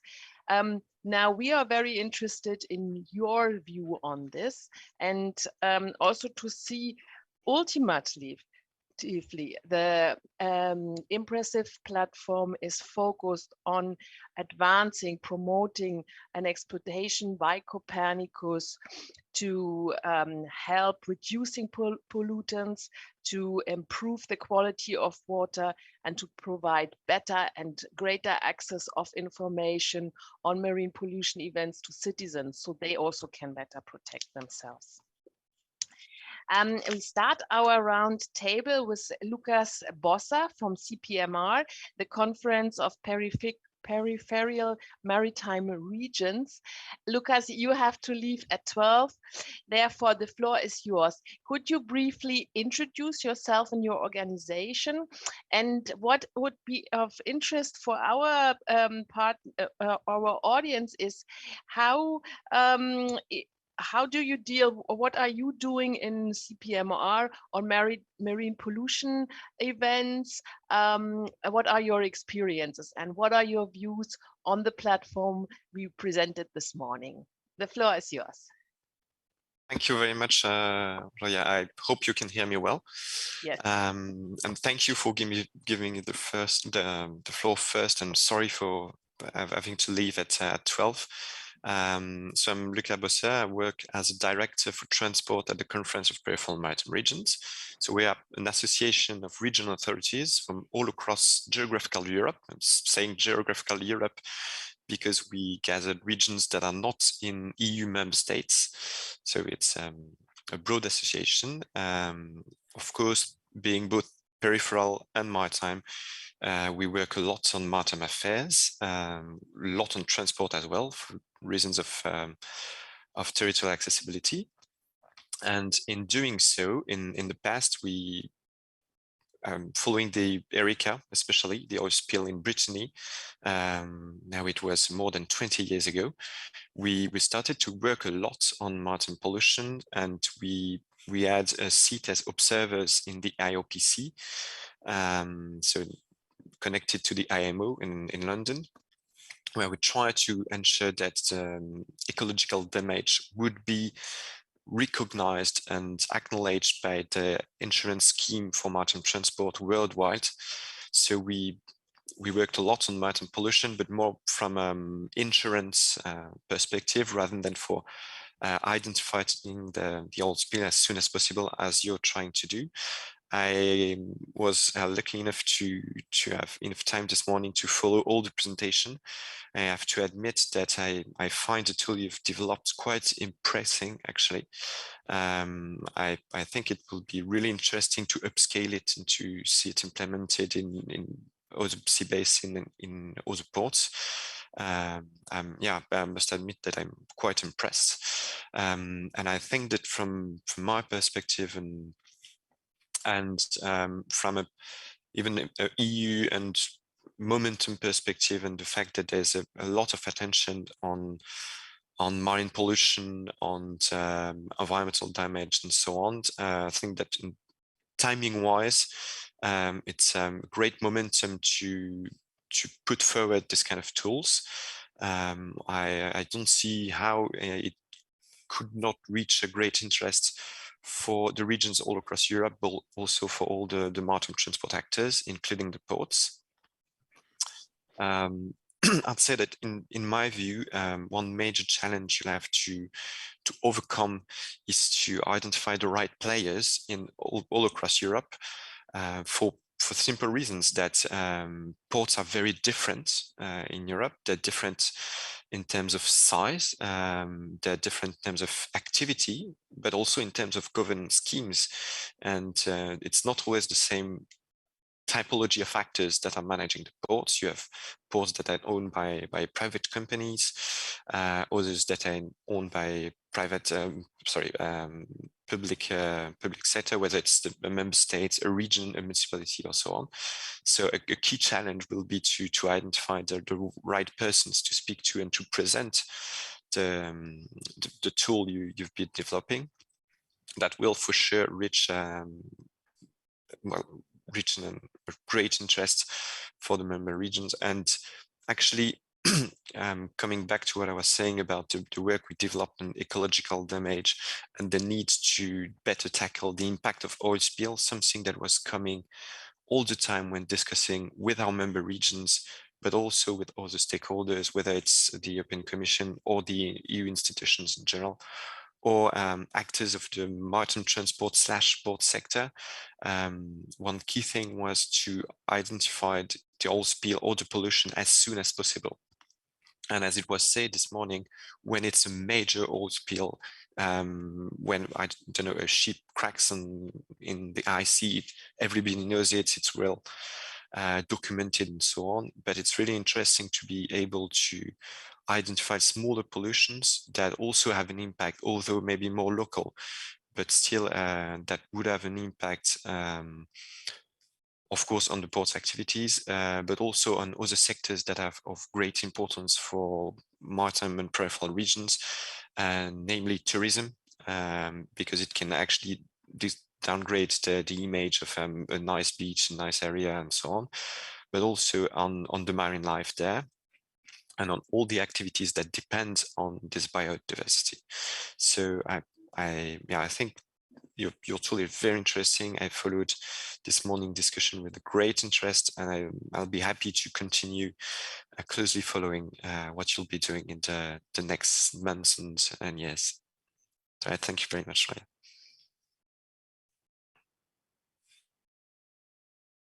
Thank you, Lucas. I have again a question to your organization, CPMR. You have, local and regional authorities are members of your association. How do you interact with them, and what is your experience? How do you approach them on new technologies and on introducing new solutions? The way we do it, because we have a great variety of members, and same as for ports, regional authorities, they are different from a member state to another. They do not necessarily have the same competencies, the same capacities as well in terms of staff. If you compare, I don't know, an Italian or Spanish region with a region in the northern part of Sweden, for instance, you can not ask the same thing from them, because they do not have the same competencies, they do not have the same ability to act. So first thing is to know the people we are talking to. Second thing, and the way we do it, because we are tackling many different issues at the CPMR level, is that we have working groups that facilitate the identification of the right person, the right contact in the region. For instance, as I'm managing transport-related issues, I'm in contact with the services of the regions that are based in Brussels and that are following the EU-related issues. That would be the investment tools for transport, the major infrastructure-related regulation.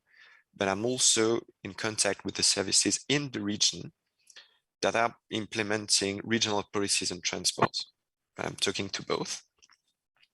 Then when it comes to trying to pass on a new technology or something like that, it's not necessarily something that would come from me or from us as an association.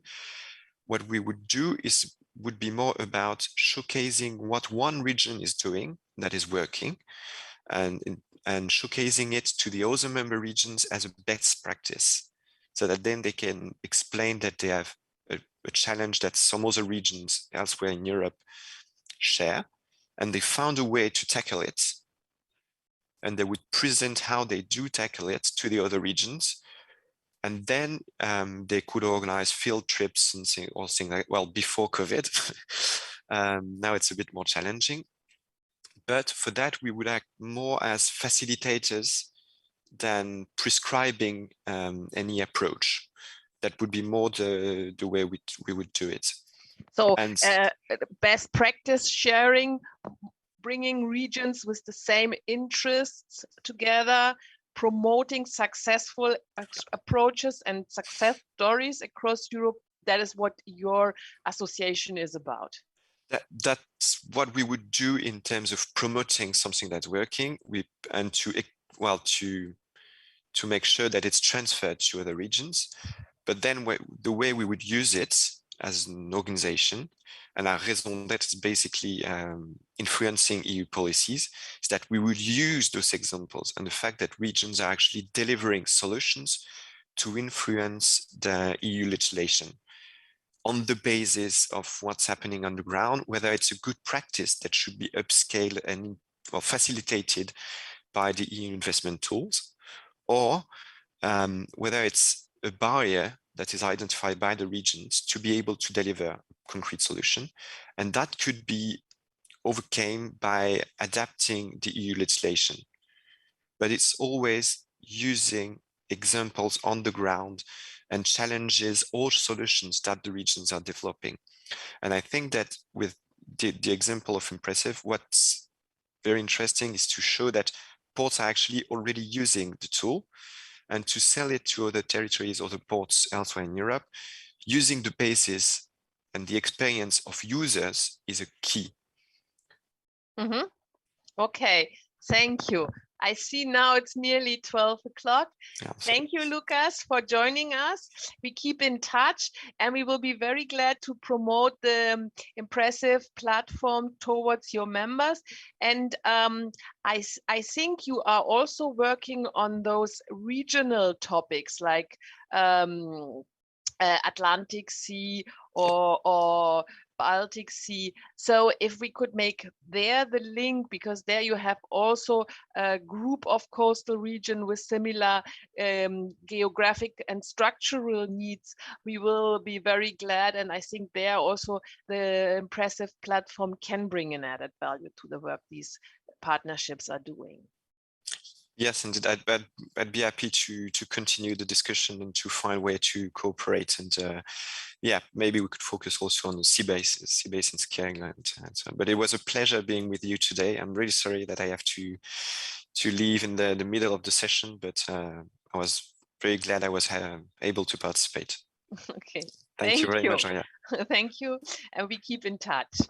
I move on to the next panelist, and we are very glad to have also a real local and regional authorities. I warmly welcome Rui Caldeira from Madeira, the regional agency for the development of research, technology and innovation in Madeira, to share his view.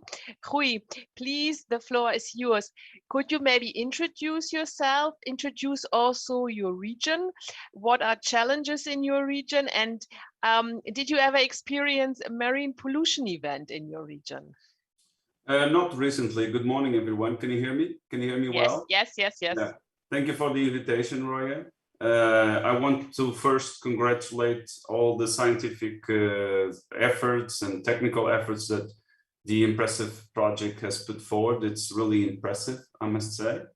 My name is Rui Caldeira, and I'm the president of the board of the agency, the local agency, Madeira Agency for Research, Technology and Innovation. And within RDT, within the agency, we incubate the Oceanic Observatory of Madeira.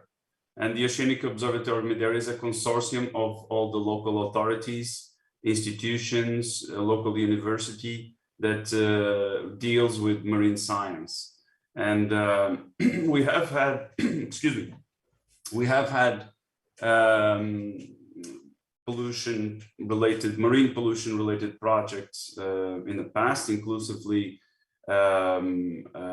European Union funded projects such as MARPOX. I'm not sure if perhaps some of you will know, but my view is that pollution prevention is a bit like a silent disease. I was thinking when I was listening to all of this, and the story repeats itself, because the question is how can you wake up a patient? It's a silent disease because there is a patient that will have a problem. So a pollution is like a disease, a silent disease, because it's a problem waiting to happen.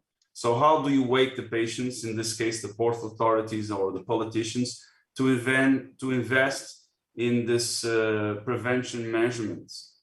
And so in the case of a patient, eat less or do more exercise, which is something that often requires their change in their normal behavior, change in their normal economic activities, daily activities, which they see as a burden. So this is one of the biggest challenges that we faced, and I think these projects will face, because they are really important and valuable case studies, pilot studies. But then the issue is, how can you maintain, how can you transfer these sophisticated tools, which requires high-level skilled actors, and implement these activities into the regular port activities? Because they will claim, okay, we don't have, for instance, I saw you need 16 operators to do one of these activities. How can you guarantee that port authorities, local port authorities, have 16 operators available for instance, in case of an accident, skilled operators? Because you don't want just any operator, you need skilled operators. Modeling, numerical modeling, we also did a lot of numerical modeling at the local scales in former projects, and you require highly skilled actors. I know that in the Spanish case, Puertos del Estado is very well implemented, developed. They have permanent people in the group. But if you expand, for instance, for activities with drones and other autonomous vehicles, then you need to add on technical skills to their groups. How can you just transform this demo pilot projects into normal and regular practices within the new digital port activities? I think this is one of in my view, one of the biggest challenges, because I see a lot of, as impressive, I see a lot of good examples of former projects that have developed relevant, important tools. But then in the end of the project, what happens? Do the ports actually adopt that as a best practice or not? And this is in one side. And the other thing is that, okay, how many people they require to maintain these monitoring activities. So I just wanted to leave it there as a general perspective. This is the challenge we've been facing. Of course, it's very hard and very time-consuming to develop these solutions. But then how do you convince your patient to actually adopt them in a regular basis? Yeah, if I may have the floor, thank you. Yes, please. First of all, thank you for attending this conference and this round table. I am Dr. Ioannis Dondas. I am the coordinator of Impressive project, and I would like to try to answer to some of your questions as I remember them. First of all, you need about 50 or 60 persons to build a car, to manufacture a car, but you need just one person to drive it afterwards. This means that we may have needed 16 persons to configure a lot of systems and subsystems and make corrections and make tryouts during the pilot in La Luz, but that does not mean that 16 people will be needed to run the impressive platform and equipment during real operation in a port. Actually, number of people that will be needed at that time will be one person to have a look at the platform, at the interface, one person to have a look at the ASV when it is needed to depart from the port and sail in order to meet the oil spill or the wastewater incident and take a sample of it. So to observe the maneuvering of the ASV, and also the drone can take off and launch automatically. The observation that there were 16 people in the territory of the demo running around and doing things was due to the fact that we were trying things, and we wanted to, for the first time, and we wanted to achieve everything in a small time frame. Of course, when we go to operational status, to real operational status, as we hope, this is going to be the needs for the personnel for the port, and it's not going to be a need for high expertise again for the part of the personnel of the port. The only thing that is going to be needed is to be able to observe the mapping and to select some cases and to select the scenarios and see what is happening regarding, for example, the forecasting of the movement of the evolution of the oil spill in the next hours, in the next days, etc. There is no special need for the interpretation of the high technology that lies beneath. Of course, high technology and high-level algorithms, artificial intelligence, etc., are hiding in the back end of the solution, but there will be no need for the users to be aware of them and to manage something in the back end of the solution. The solution is going, as a commercial product, is going to be sold to the final user as is, meaning, of course, that is going to be configured in the beginning for the specific needs of the port. For example, one port may have already a drone of their own for their own needs, for other monitoring needs of them. So they can use it. They will omit. They can omit the drone and buy the whole the rest of it, of the rest of the solution. I mean, so it's a solution that can be purchased in parts or the whole of it according to the needs, according to what they want to do with it and what they need to observe and how they need to react with this group of tools. How can we persuade them to purchase it? Yeah, this is a nice question. Personally, I could be persuaded, of course, if I was listening to the speaker in the beginning from the DG Maritime, saying that the relevant legislation is going to be more and more tighter in the currently and in the near future. And, you know, it's from one part, it's a question of environmental sensitivity from the part of the ports, and on the other part, it's a question of financials, because if the ports can have this group of tools that is actually a real capability for them to sue very quickly and effectively the responsible company, shipping company, who produced an oil spill while waiting, for example, just outside of the port to enter in, or passing by, or whatever, and having a real evidence very, very quickly, evidence like satellite images that can be accepted in courts nowadays, and also a sample of the water, and all this can be evidenced with all the needed data. They can sue effectively the ship owner, and they can have money back. So it's a question of resources, financial resources also. And of course, what they can do with this new financial resources, for example, they can use them in order to fund the needed experts for fighting against the oil spill, for eliminating the oil spills, for cleaning the maritime territory over there.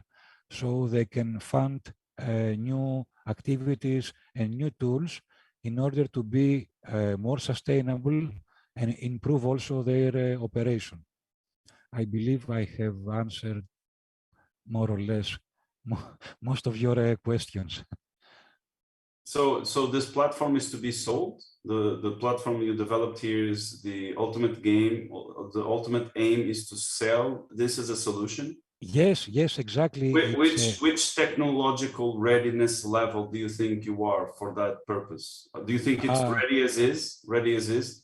Yes, we have reached TRL 8, and actually we have made our moves also internally in order to manage all the IP issues, etc., in order to come to some joint venture eventually after the end of the project, and be able as a team to have some commercial front and be able to promote Impressive as a solution, as a product, as a service to stakeholders. Yes.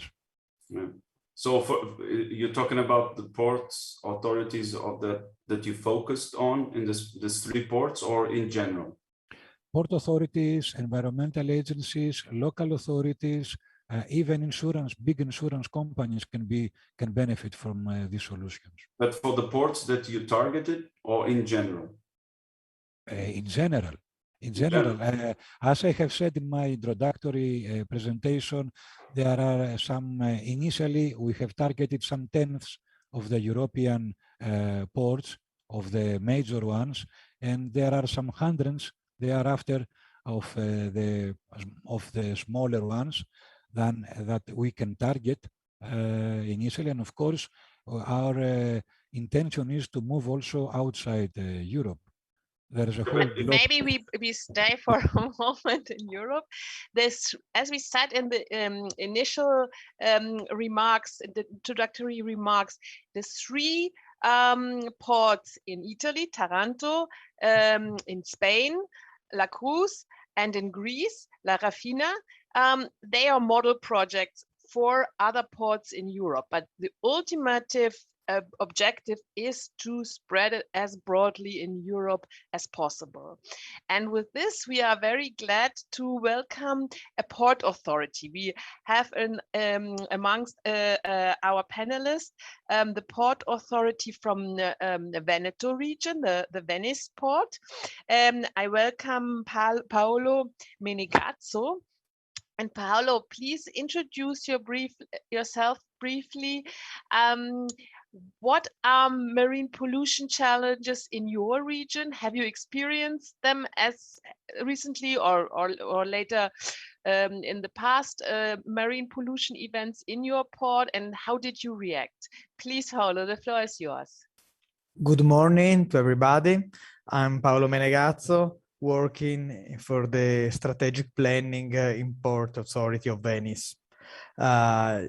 You know that the Port of Venice is a really complicated port, is inside the Lagoon of Venice. So for us, the topic of the pollution is really crucial.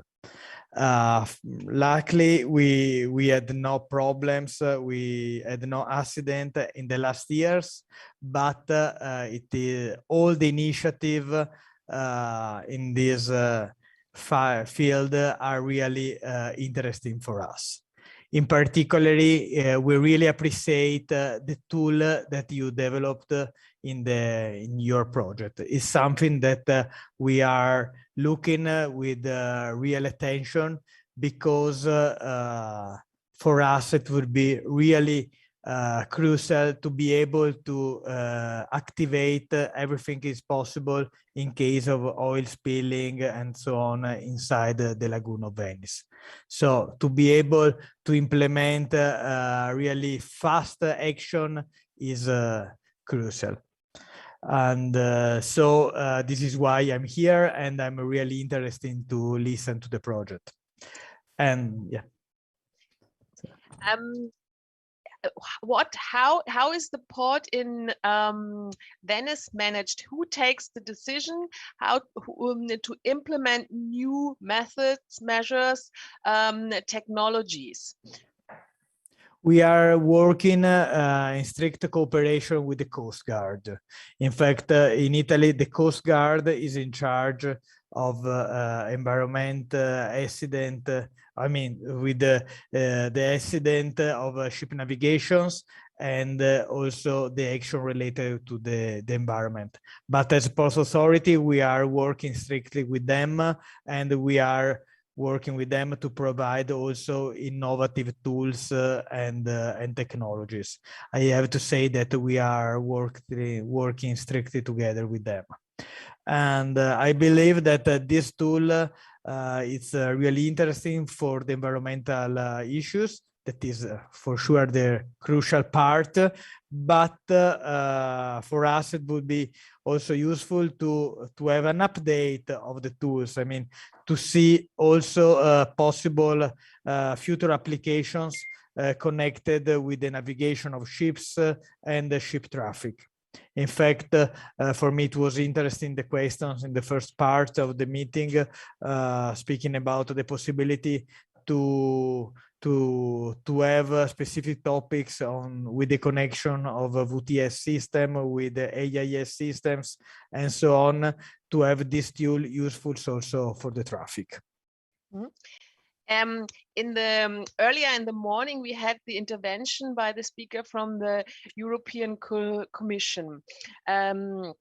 And he mentioned the legal framework and the current approach of the Union to respond to maritime pollution acts in legal terms. Do you think the current legislative framework is sufficient? Do you have any experiences? What's your view on this? No, in particularly in the framework of the Venice Lagoon, we have to push on the coordinated governance. In fact, there are a lot of different entities, public bodies that has different competence for the lagoon, also in the field of pollution. And so we have to push this issue of working together. In particular, in Venice, there is a Port Authority, Coast Guard, Ministry of Water, Environmental Ministry, and so on. We have to find out a way of coordinate all the actions. Mm-hmm. And are you, as Port Authority, part of a European network or organization where you exchange with other ports in Europe? Yes, we are part together with the European Association of Port, with the ESPO Association, and at the European level, and in the national level with our port organizations. We are working together in this field. In particular, the European Organization of Ports really has a lot of focus on this topic. And we are part of them, and we are working actively in all the committees. Mm-hmm. And it's important. Anyway, in general, as I already told, I believe that these tools are really useful for the pollution, but also for all the other related topics related with the navigation and in general with the performance of the ports. Mm-hmm. Okay, thank you. I move on to the next panelist. It's Cornel Bogat from Eurasea. in EuroSea, you have also a program focused on local and regional authorities. And Cornel, it would be interesting if you introduce yourself briefly, your organization, and and give us some insight in the program you are engaged in with local and regional authorities, and how do you work on marine pollution events? Thank you. Right. Perfect. Thank you, Roya. So indeed, my name is Cornel Bogaert. I work for EuroSea as a project administrator. So maybe just indeed first an introduction about EuroSea. So for the people who are not familiar with our organization, we are a non-profit association based in Paris. And we promote satellite solutions in a wide variety of sectors. And this on behalf of space organizations and agencies across Europe. So our mission is to bridge the space community and the wider society to raise awareness about the potential of satellite-based services in daily life. And to this end, we organize events, we publish reports, we share good practices, and we also contribute to European projects related to downstream space activities.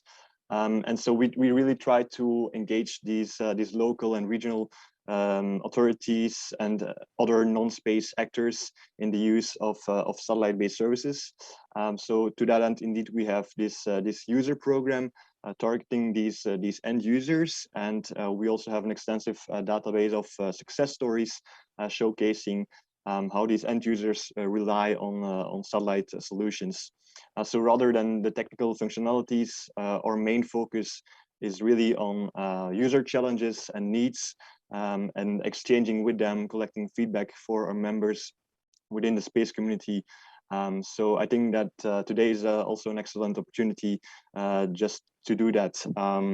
And so, yeah, maybe I can just elaborate a bit on our own experiences with, with exchanging with the local and regional authorities. So maybe one of the things that we observe is that, first of all, it can be difficult because regional authorities still have the perception that satellite-based services can be difficult to integrate and that they can be expensive. And second of all, there is also a lack of awareness, which is why we have this exchange of success stories, really to what was also mentioned earlier during this panel, to really upscale, to try to really exchange good practices and get the word out to other authorities that could be using these services. And so one of the things we also observe is that these kind of satellite-based services are not adopted or not operated until they're properly marketed. So it's very important to communicate about this kind of portals. And one of the things I was wondering is, will this portal of Impressive, will this be marketed to the ports that could be using them? So, for instance, what was also mentioned by Paulo was that indeed ports have different entities responsible for the different, the different aspects of port management. So I think it's very important that this kind of data is made available through the appropriate platform, but also through the appropriate websites that all the entities have access to the data, and that they can easily access all this data. So actually the question is maybe towards the panelists which are not specifically linked to the space sector. So the question is, how did you get involved in this specific panel, which is after all related to Earth observation? So how did you get in touch? And we're just interested to learn about how you got in touch with the space community. And this is for us also very important to know how we can further promote these kind of satellite-based services. I will jump in very quickly. We invited them. They come from regions we work with, and we wanted to make sure that the findings of the Impressive project find their way to the regional level. So maybe to cut that at that moment short, but I take from what you said is that we face in Europe at regional level a large range of different entities.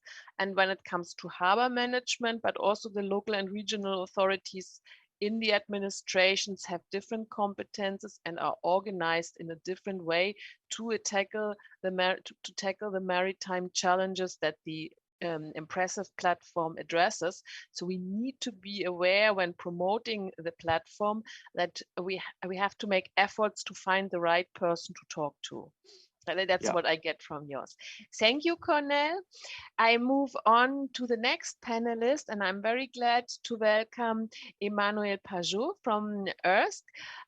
Manuel, you represent the Secretary General, an European Association of Remote Sensing Companies.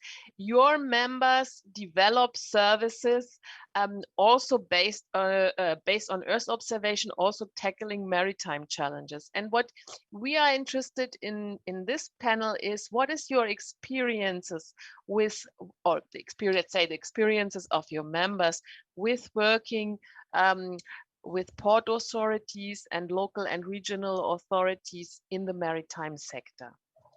Please, the floor is yours. Thank you very much, Roya. For me, it's really a pleasure to see what you succeed to achieve in this impressive project, because to start on a personal note, I worked a lot on this thematic during 13 years. In fact, when I worked in the oil and gas industry before. So I'm really impressed by the result you succeed to deliver.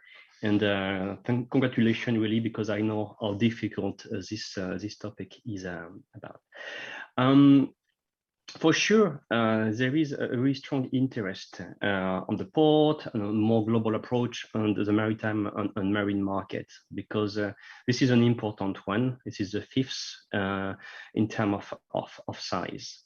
And to illustrate how important it is, in fact, we in different projects investigate currently how we can better understand what are the needs and the challenge of the different actors, such as port authorities. Just to give some example, we have fire. When we have, and it is the only market, we have 2 ambassadors to really support the understanding and promote the current capabilities of Earth observation industry. We have STEP studies on this as well. We have other new services which are being developed in the context of PARSEC. So just to see that it is really a hot topic and a really strong interest. What is really interesting as well is that working with these port authorities and more globally, all these public authorities, we have to go stronger. And this is why Impress could be a really tool for a public market is a bigger one. Of course, it's more than 50% in the global incomes of on the market, but the local one is really low, only 6%. And this is what we have to develop. We have to continue the promotion of the current capabilities and understand the challenge. Among the different barriers that Earth observation service providers have, there is still a lack of awareness on the capability. And this is why we have to continue and to develop the dialogue. About the solutions, R&D activities is really a good approach for sure when, for example, you can have port authorities involved in the project. This is a great way to go. Other approaches with the PCP, for example, could be as well explored in order to really align what are the current capabilities delivered by companies and the challenge port authorities have to tackle. So I really think that thanks to this kind of activity, this kind of project, we can really develop we can see a significant growth in all this in this market, but there's still a huge step to cross in order to really move from the knowledge to the operational use. And we know that several of our members are currently already working with them, but we really think that there is a significant development of activities in order to be aligned with the Green Deal for sure, but the digitization as well of all these bodies. So it's really interesting, and we as ERSC are really interested to support you in the longer term. You mentioned before the sustainability of the project, and really interested to continue to develop this dialogue with the stakeholders. Thank you. I invite all participants, share your questions and comments with us in the chat, in the Slido. We will be very glad, and it's meant as an interactive presentation. Maybe we go first to the, but I think these are the one that were from the previous. We have no new ones. So then I can go on with a second round of questions. We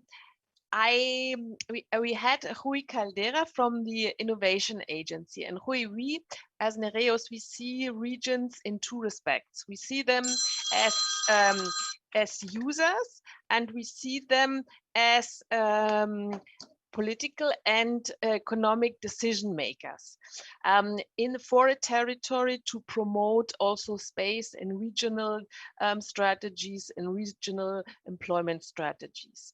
And earlier this morning, we saw also this aspect of the impressive platform, that it is also an approach to stimulate technology transfer, to stimulate new business opportunities, new businesses, also new approaches for upscaling, capability development, skills development in the area of Earth observation.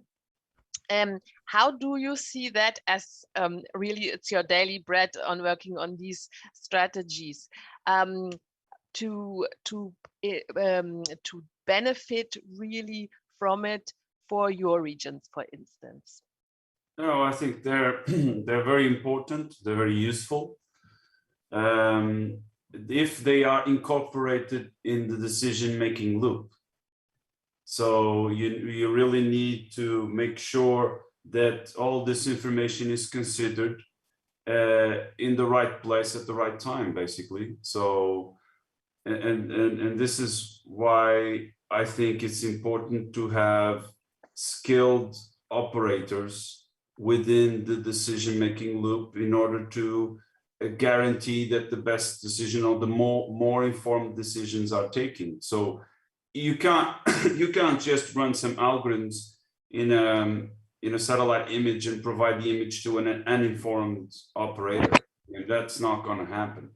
You need to provide the actual port or the actual environmental agency with the skillful people. So I mean, I only know one drone system that is semi-automated. I don't know of any drone system that is fully automated. So taking the human out of the loop is not yet possible in these remote sensing autonomous systems. So we must not undermine the importance of skilled labor in this highly sophisticated systems. Thank you. Does any of the other panelists wish to take the floor on this issue? Roya, I would like to make a comment. Please. Yeah, on the last remarks. We do not taking out of the equation the humans in this effort. What I had expressed earlier is that this solution can be fully automated if the final user desires it. And of course, there are commercial systems right now in the market who permit automatic taking off and landing of drones. A simple Google search can give a lot of results about this. And I have also a small question to Mr. Pajou, if I can. I would like to ask him this. You are representing a community of very high skill level organizations in the area of remote sensing. Have you already spotted any efforts right now between the members of your community to this direction which we are heading, and we are preparing our product, our commercial product, or there has been any other recent effort on this direction from any of your members? Yes, I could say that I know several solutions which could be in a way quite close, but one of the key value you have is this mix of Earth observation and an in-situ one, which is really rare. I am aware of one project led by the end user industry, which made something really similar, absolutely. But I am not aware if the results are published or not. This is something I can easily explore and share with you if possible. Mm-hmm. Okay, thank you. Already one good link on the line. I have again a question to Rui. The same I asked the Port Authority, the legislative framework. Do you think that the current legislative framework we have in Europe is fit and suited to respond to marine pollution events? No, it should be a dynamic, I think it should be always a dynamic solution. Of course, it's not enough. It's never going to be enough. It shouldn't be enough because technology is changing. So you should, I think it should target, it should focus the need for authorities to rely in ever more sophisticated solutions to respond to different pollution problems that will arise. So I think I hope the legislation, the European legislation, is dynamic and becomes ever more adequate to the technological developments. And hopefully will become more concrete and not in general terms say authorities should take measurements too, but authorities should have incorporate a platform and a 24-hour service of monitoring pollution events in such and such a realm, for instance. I would say that we should converge into more specific requirements and not general assumptions. Mm-hmm. Thank you. There I have a questions to the expert. The satellite imagery that you can gain through the impressive tool, is that suitable and let's say certified that port authorities could use it in a court session as a piece of evidence? Yes, indeed. Satellite images are accepted in European courts from some time now. So they have the necessary certification and could be the base for to give a cause in court. Of course, because they can support the justification regarding the origin of the incident.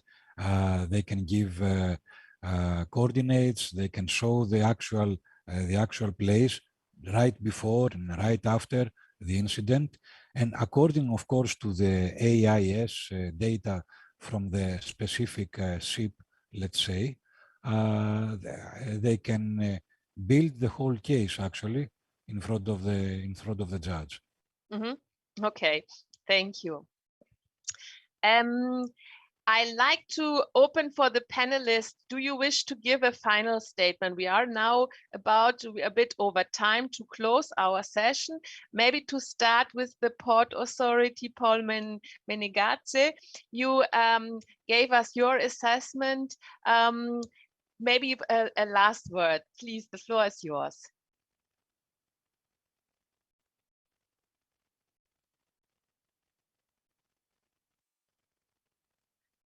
The Port Authority from Venice, are you still with us? No? Okay. Then our panelist, Rui Caldera, would you like to give a last statement on your views? No, just thank you again for the invitation, for sharing the information, hoping the best for the future implementation, commercialization of the platform. And please do not take the human out of the loop. No, we won't. We won't. It's the platform is meant to give more information to humans and to be used by humans. We will do our best to further develop and to promote it very, very closely with all humans and Europeans. Cornel Bogert, would you like to give a last statement before we close? Sure, thank you, Roya. So yeah, I just hope that indeed the platform can be promoted as much as possible. In fact, there's just one more thing I would like to mention, which is a project called Copernicus and Me, which is something we do together with the French National Center for Space Studies, CNES. And for that project, we're looking for public and private organizations using Copernicus data exactly to feature these as case studies and short videos. So we are looking for European public organizations at the national, regional, and local levels, and for non-space SMEs using Copernicus data and services. So I will maybe just put the link in the chat, and if you're an organization using Copernicus, please feel free to reach out. So thanks again for Cornel. Thank you. Emmanuel, as representatives of companies that commercialize very successfully Earth observation-based services, please, would you like to take a last word?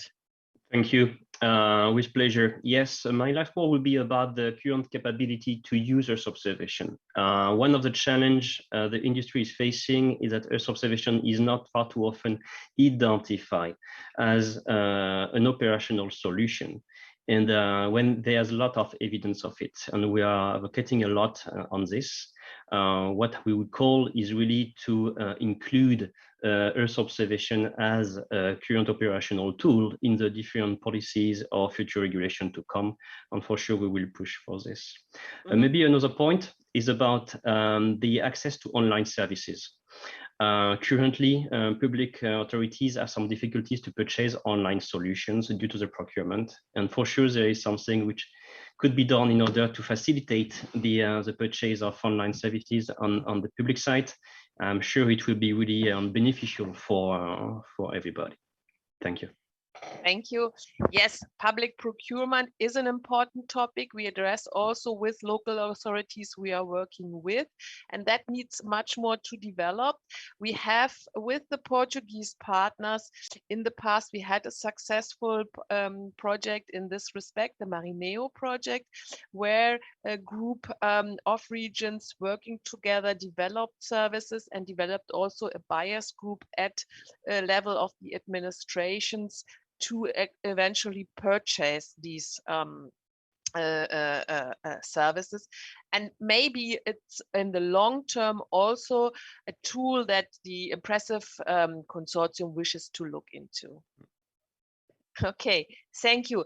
I saw from the audience no further questions. We are ready here for your comments. If not, we would close this session, and we would like to see you again in 1 hour. So we meet again at 13:45.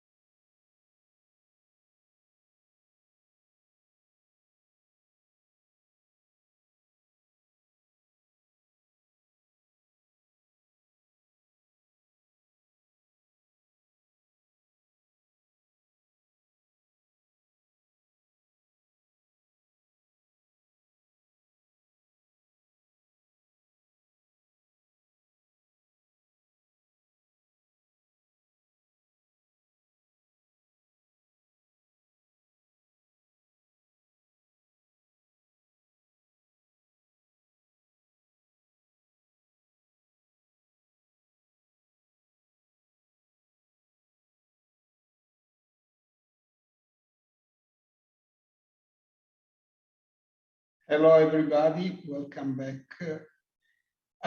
This morning, we have seen how the project and the platform can provide services to the maritime sector. And this afternoon, we start with this panel that involves the industry sector. And we will listen how the industry sector view this opportunity to participate into this platform and project. I'm Sergio Samarelli, I'm the CTO of Planetech Italia, and I'm going to moderate this session. I will leave the floor to Philippe Mombet. I asked him to present himself and his organization and start speaking on his view on the current trends in the maritime sector and if this kind of market is, according to him, growing or how he sees this market. Please, Philippe. Thank you, Sergio, and good afternoon to everybody. So indeed, I'm Phil Mombet. I'm the Deputy Director of Sea Innovation Cluster that gather membership of almost 400, mostly companies, but also academic and research institutions working on the innovation in the maritime sector. My view on where the, let's say, the maritime world is moving forward is definitely digitalization. This is something that we promote a lot in all the innovation of services and products from the companies.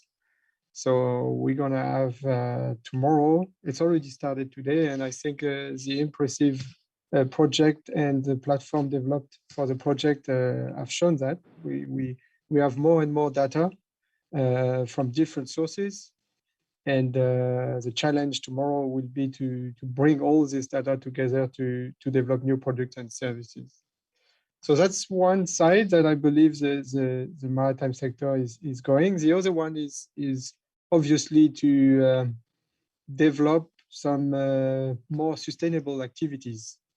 I mean, the shipping, marine renewable energies, production of aquaculture, fisheries, and so on.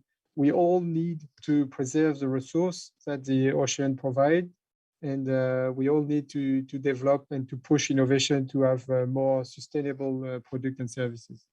So that's basically the view that my members is a maritime community that we support and we help to develop the new world of the new maritime world of tomorrow. That's where we are going. Maybe I forgot to mention that I obviously you probably find out with my accent I'm French, and I'm representing the French maritime cluster that is based on the western part of France. Okay, thank you, Phil. What I get from your words is for sure that the support to the sustainability is one point that I think everybody will share. And also the digitalization of information is very interesting, and we should understand how to integrate all the existing information, the analogic one and the digital one.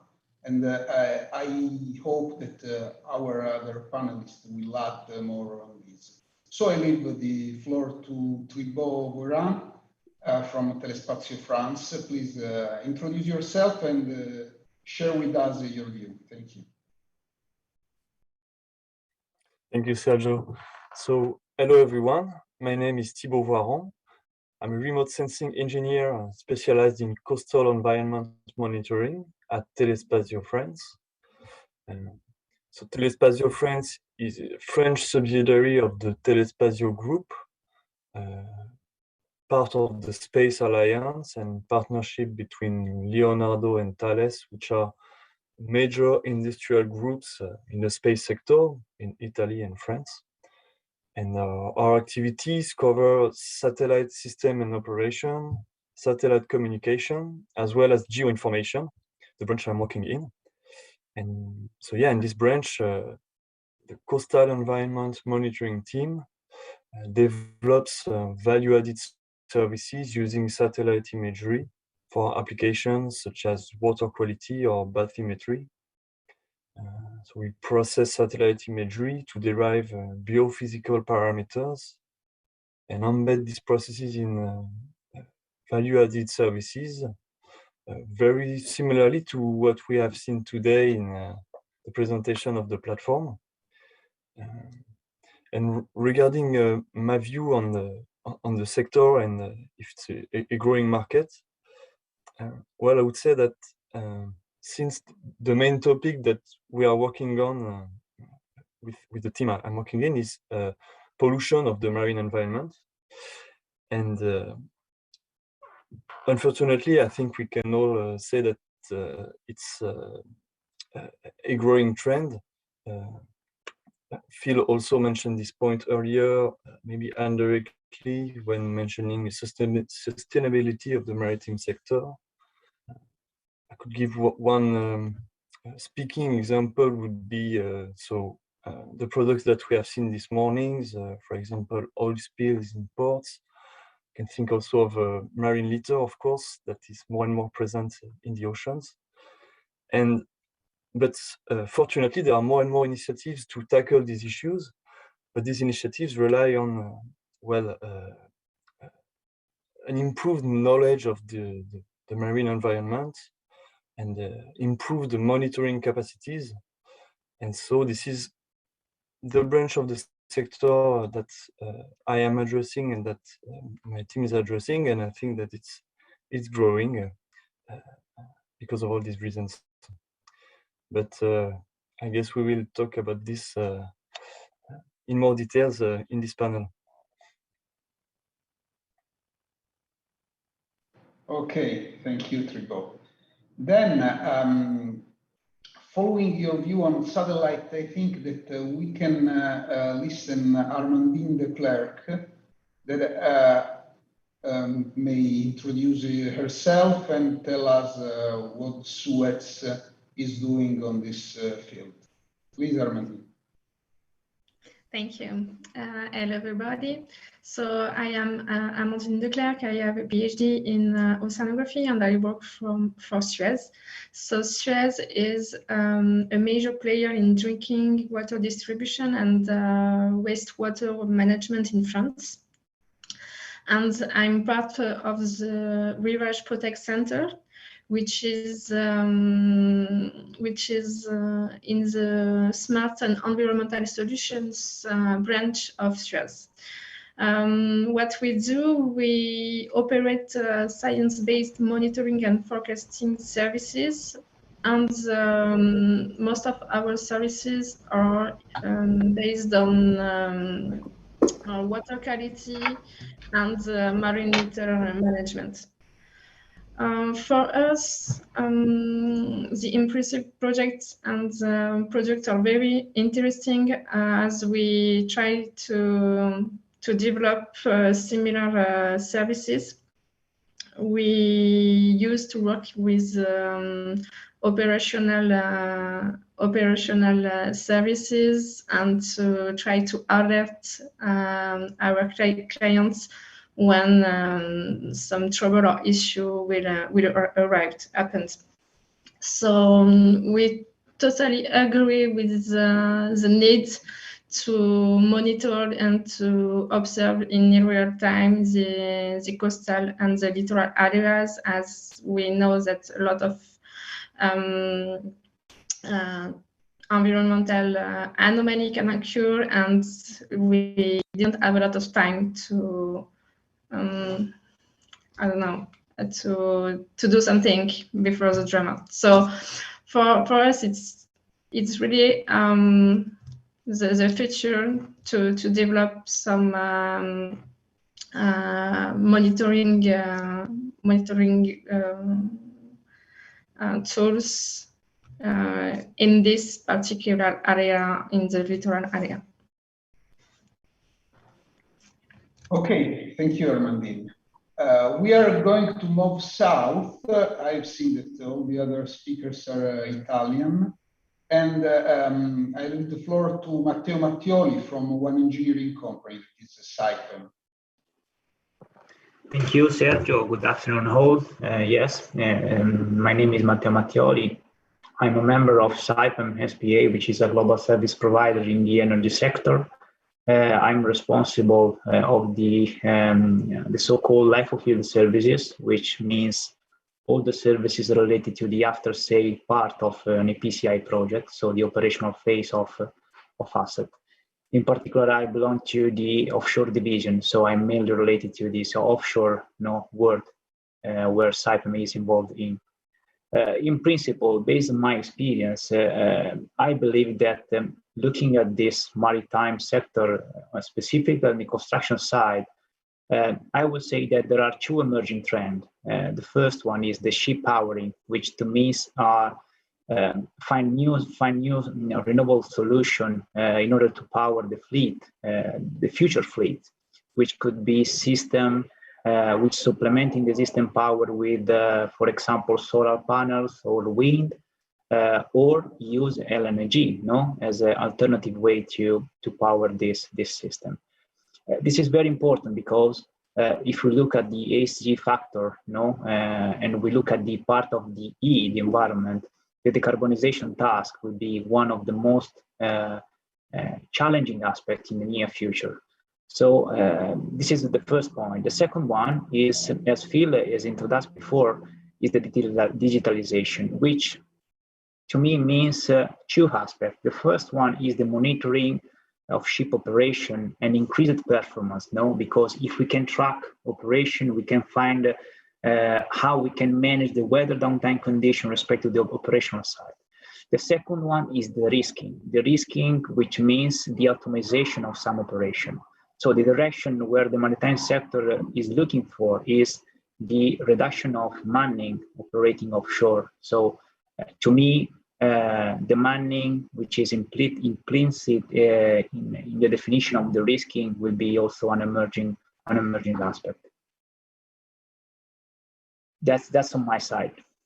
Okay. Based on my experience.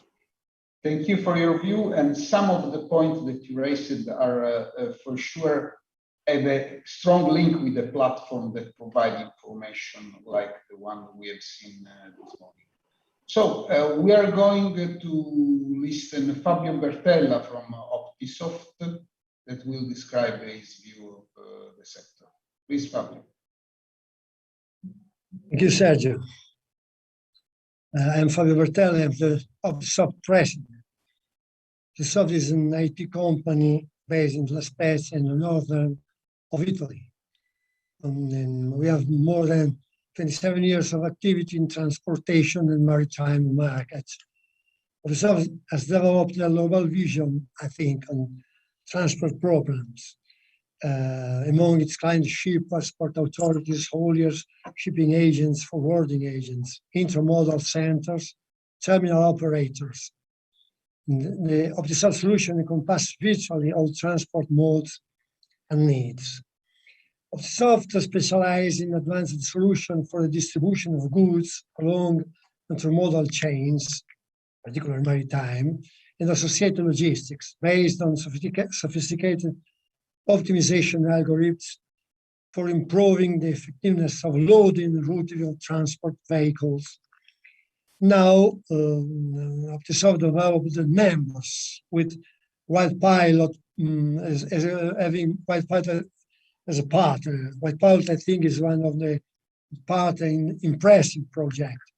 NEMBOS is a platform for the real-time monitoring of environmental parameters, particularly in urban area. So, Sergio, I immediately have a possible application for the impressive project, because until now we developed the monitoring of the pollution in water, particularly in the sea, using IoT technology, Internet of Things, big data technology. We take a measurements of all the NOx, COx present in the water. But for impressive, I have an immediate possibility I live in La Spezia. La Spezia is a harbor in north of Italy, connected with the container transport.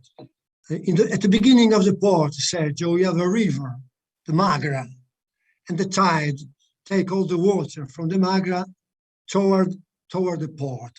We think that the pollution of the environment damage in the water harbor derived from the tide of the river.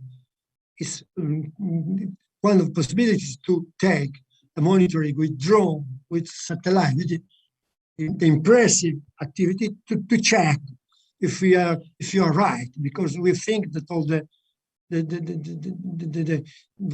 wealth, the engagement is for the Madeira. So if we have a system to take the image and take a control, I think it's nice for us. I know some, in my opinion, it's not so easy. And so I would like to see the impressive project, all the hardware and software of the impressive connected with this problem, because we have this problem, the river, the Madeira River, at the beginning of the port. Full stop. Thank you, Fabio. Finding opportunities and application for a system like the impressive one is one of the target of this kind of discussion. And I hope we will have the opportunity to involve also the other panelists at the next round in understanding how to integrate this, their experience and their services into the platform. But we have just the last but not least person in this panel, that is Giuseppe Siciliano from PTS class. Giuseppe, please share your view of the sector. And if you can, according to your experience, you can tell also something about the capability of using Copernicus funding for both the operator and maybe even the industry, based on what is your activities. Please, Giuseppe. Yes, thank you. Good afternoon, everybody. Thank you for inviting me. I'm a bit of an outlier here because I'm not exactly from the industry, but I work for a consulting company. We provide a number of services such as strategic consultancy and cost-benefit analysis, business planning for operators and actors in the field of transport and mobility. I am a principal of transport economics and policy. But the two activities of ours that I would like to mention, because they give me the chance to speak about the trend that I would like to mention, is two types of activities that we do. One is supporting, assisting project promoters for finding and achieving funding from the European Commission for their development, innovation, and implementation projects. And the other one is assisting companies in the realization of sustainability reports, and especially in this field we are active with. We are involved in lots of sustainability reports of port authorities. So the trend that I would like to connect to this is the growing importance that sustainability has within the priorities of the policies of the policymakers. I would, for example, I would like, you mentioned Copernicus, I would like to mention the Connecting Europe Facility program, which is historically dedicated to infrastructure, to realizing, completing the TEN-T network in Europe. Today, the new programming period has begun. The first call was published on September 16th. And there are some aspects that are new compared to the old programming period that enhance the importance of sustainability for being admitted to funding for the projects. For example, one thing that I would like to mention is that there is an explicit provision that 60% of the overall financial envelope of this program will be dedicated to projects that address the issue of sustainability.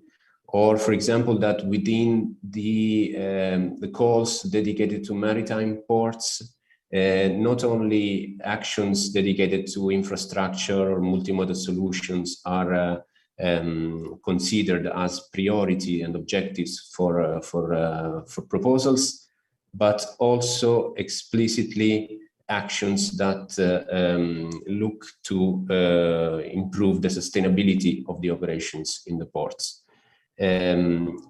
Also within this framework, the need for proposal to provide for climate proofing and for environmental monitoring is stressed and is considered as a good quality in terms of evaluation criteria.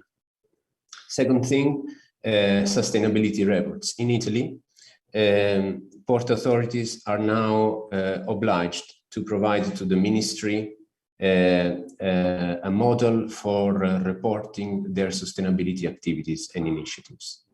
So this is a very, let's say, strong lever, strong driver for ports, for the whole port community to act in terms of actions that contribute to these objectives, let's say. So that's it from my side. Thank you, Giuseppe. Thank you for your view. We have listened to all the panelists. We can start again. I will leave the word to Philippe again.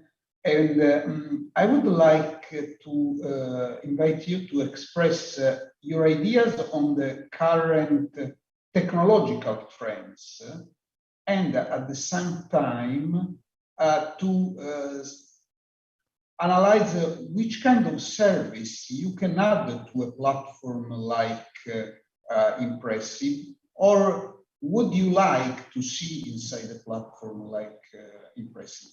So I'm basically fusing two questions because I think that we will have just one more round before the 14 and 50, that is the end of our session. So, Phil. Quite a hard question. The first thing maybe we need to mention is the barrier for bringing a new tool to, let's say, some long time existing entities like ports. It's always hard to bring some new software, a new way of doing the things. That is, there's always some training that is needed, or people, they don't want really to invest time in new things, even if, and this is the case, I guess, for I'm sure for Impressive, it brings more added value to what is done usually. So that's one thing that needs to be considered, and an effort has to be made to make sure that the software or the platform that is developed is going to be easy to use, especially when we talk about satellite data. But on Impressive, it's all included, so we don't see the difficulty to treat and to assimilate the satellite data. In terms of services we could add, it's I would say like one platform, if you can bring as much thing as you can in it, it's better to use it. So I'm not really sure. What I see is tomorrow we will have, as I said at the beginning, we will have different sources of data that we need to fuse, to put together.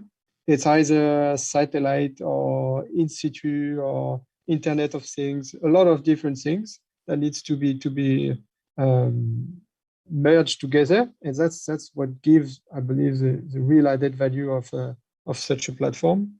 And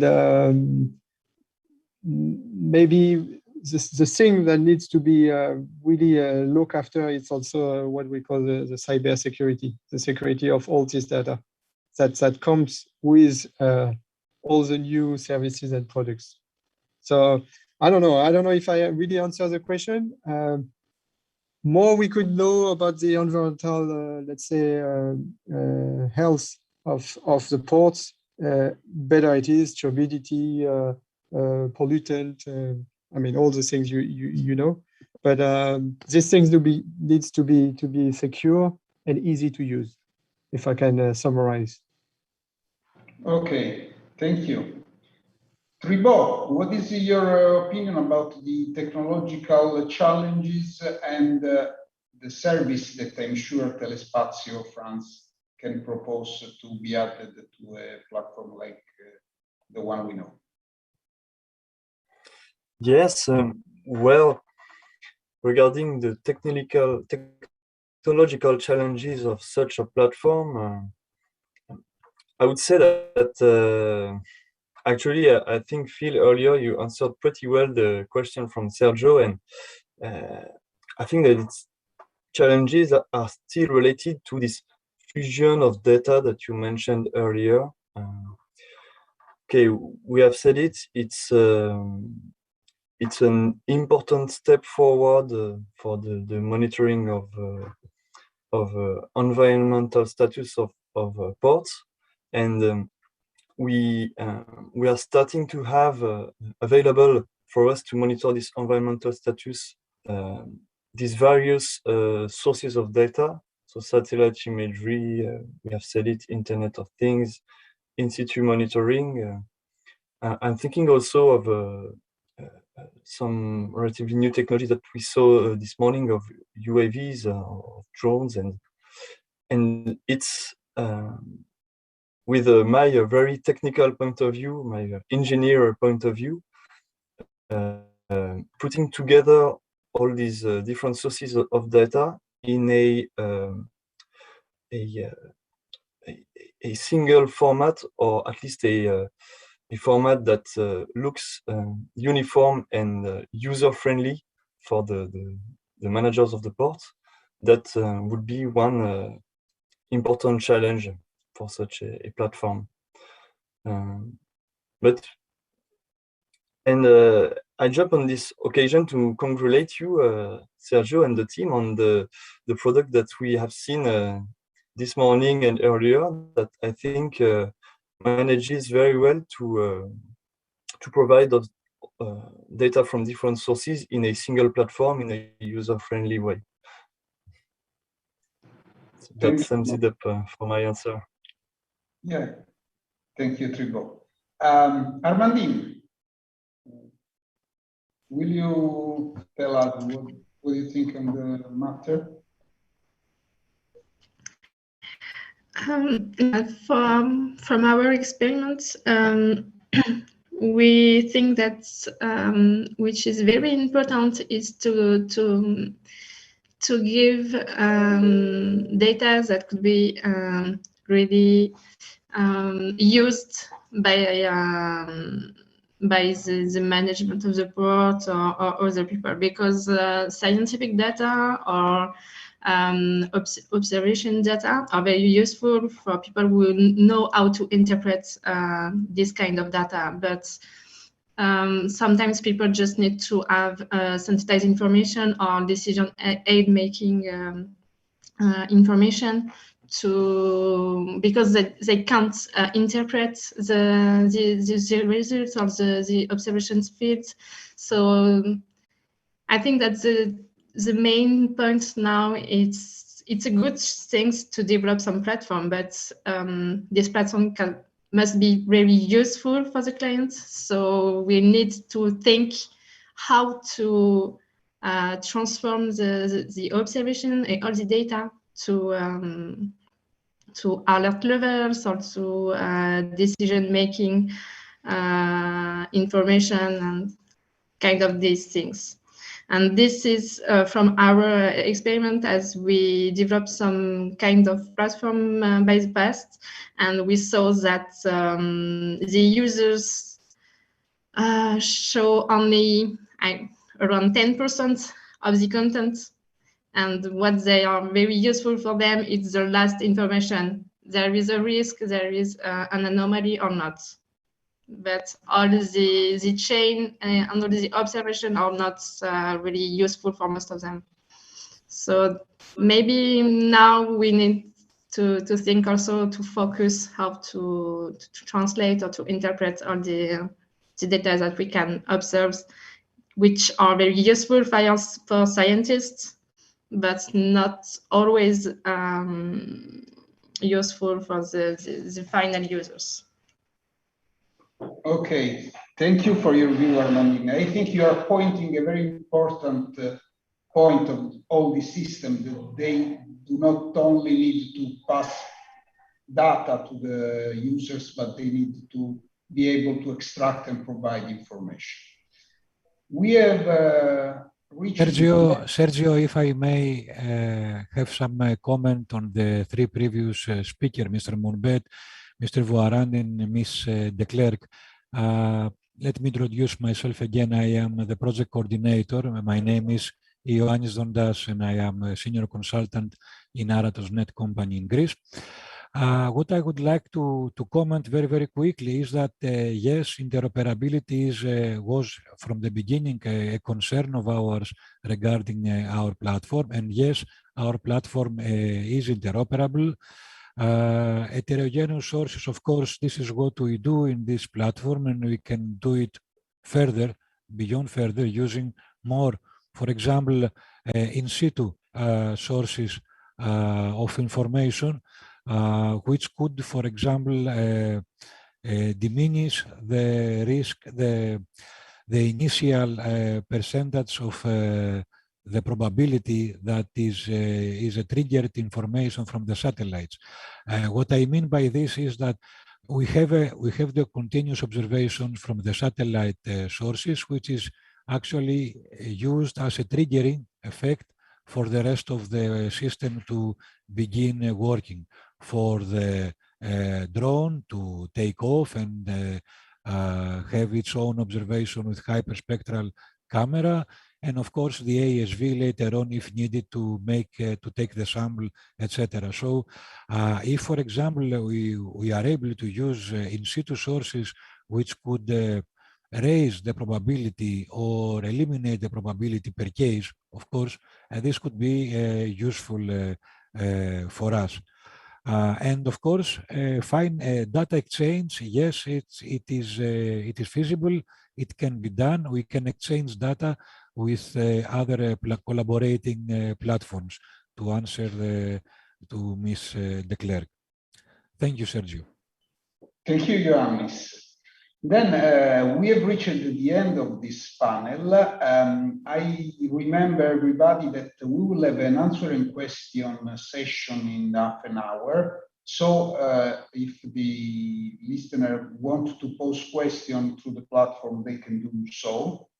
We will remain for the next, as a listener, for the next roundtable that will be moderated by Margarita. So Margarita, please. Thank you, Sergio, and thanks to the speakers for their valuable input.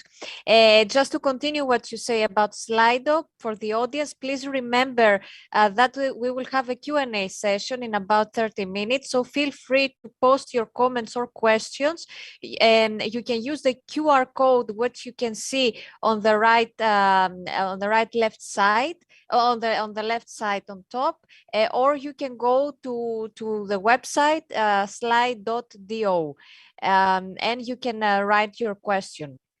Okay, I think then we can start our section.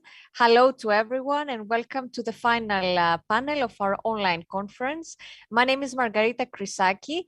I am the Communication and Project Officer for Nereus, and today I will moderate the discussion with key maritime stakeholders. The objective of this panel is first to identify how the impressive platform fits into other initiatives and what could be a possible evolution or next steps of this platform. I think this is the best way also to close the conference. So to begin with, it is my pleasure to introduce to you our panel, Miss Audrey Hanson, who is the EU coordinator for the Geo Blue Planet in Mercator Ocean. Laurence Crosnier, who is the head of services, marketing and communication in Mercator Ocean. Teresa Cunha, the senior project officer in Earth observation team in the European Maritime Safety Agency, EMSA. And Dr. Stefano Ferretti, who runs the Department of Science Applications and Climate in ESA, of the Earth observation programs in ESA. So most of you are coming from maritime organizations. Therefore, we are interested to know, to learn from you, how does your organization or initiative address current maritime pollution events and how you tackle them? Maybe first, we can start with Laurence from Mercator Ocean. You can each one of you can introduce themselves and maybe explain us a bit your work in your organization. Maybe we can start first. I can hand over to Laurence. So Laurence, please introduce yourself to us and also your organization, your work in the organization. Thank you, Margarita. So, indeed, as you were saying, my name is Laurence Crosnier. I'm the head of the service market. So Mercator Ocean and deliver the Copernicus marine service. So as such, we are delivering free and open data, marine data, about the blue, the white, and the green ocean, meaning the physical ocean, the sea ice component, biogeochemical data. In the past, for the last, let's say, 30 years, up to the 10 forecast, the next 10 days, sorry, with the 10-day forecast that we provide.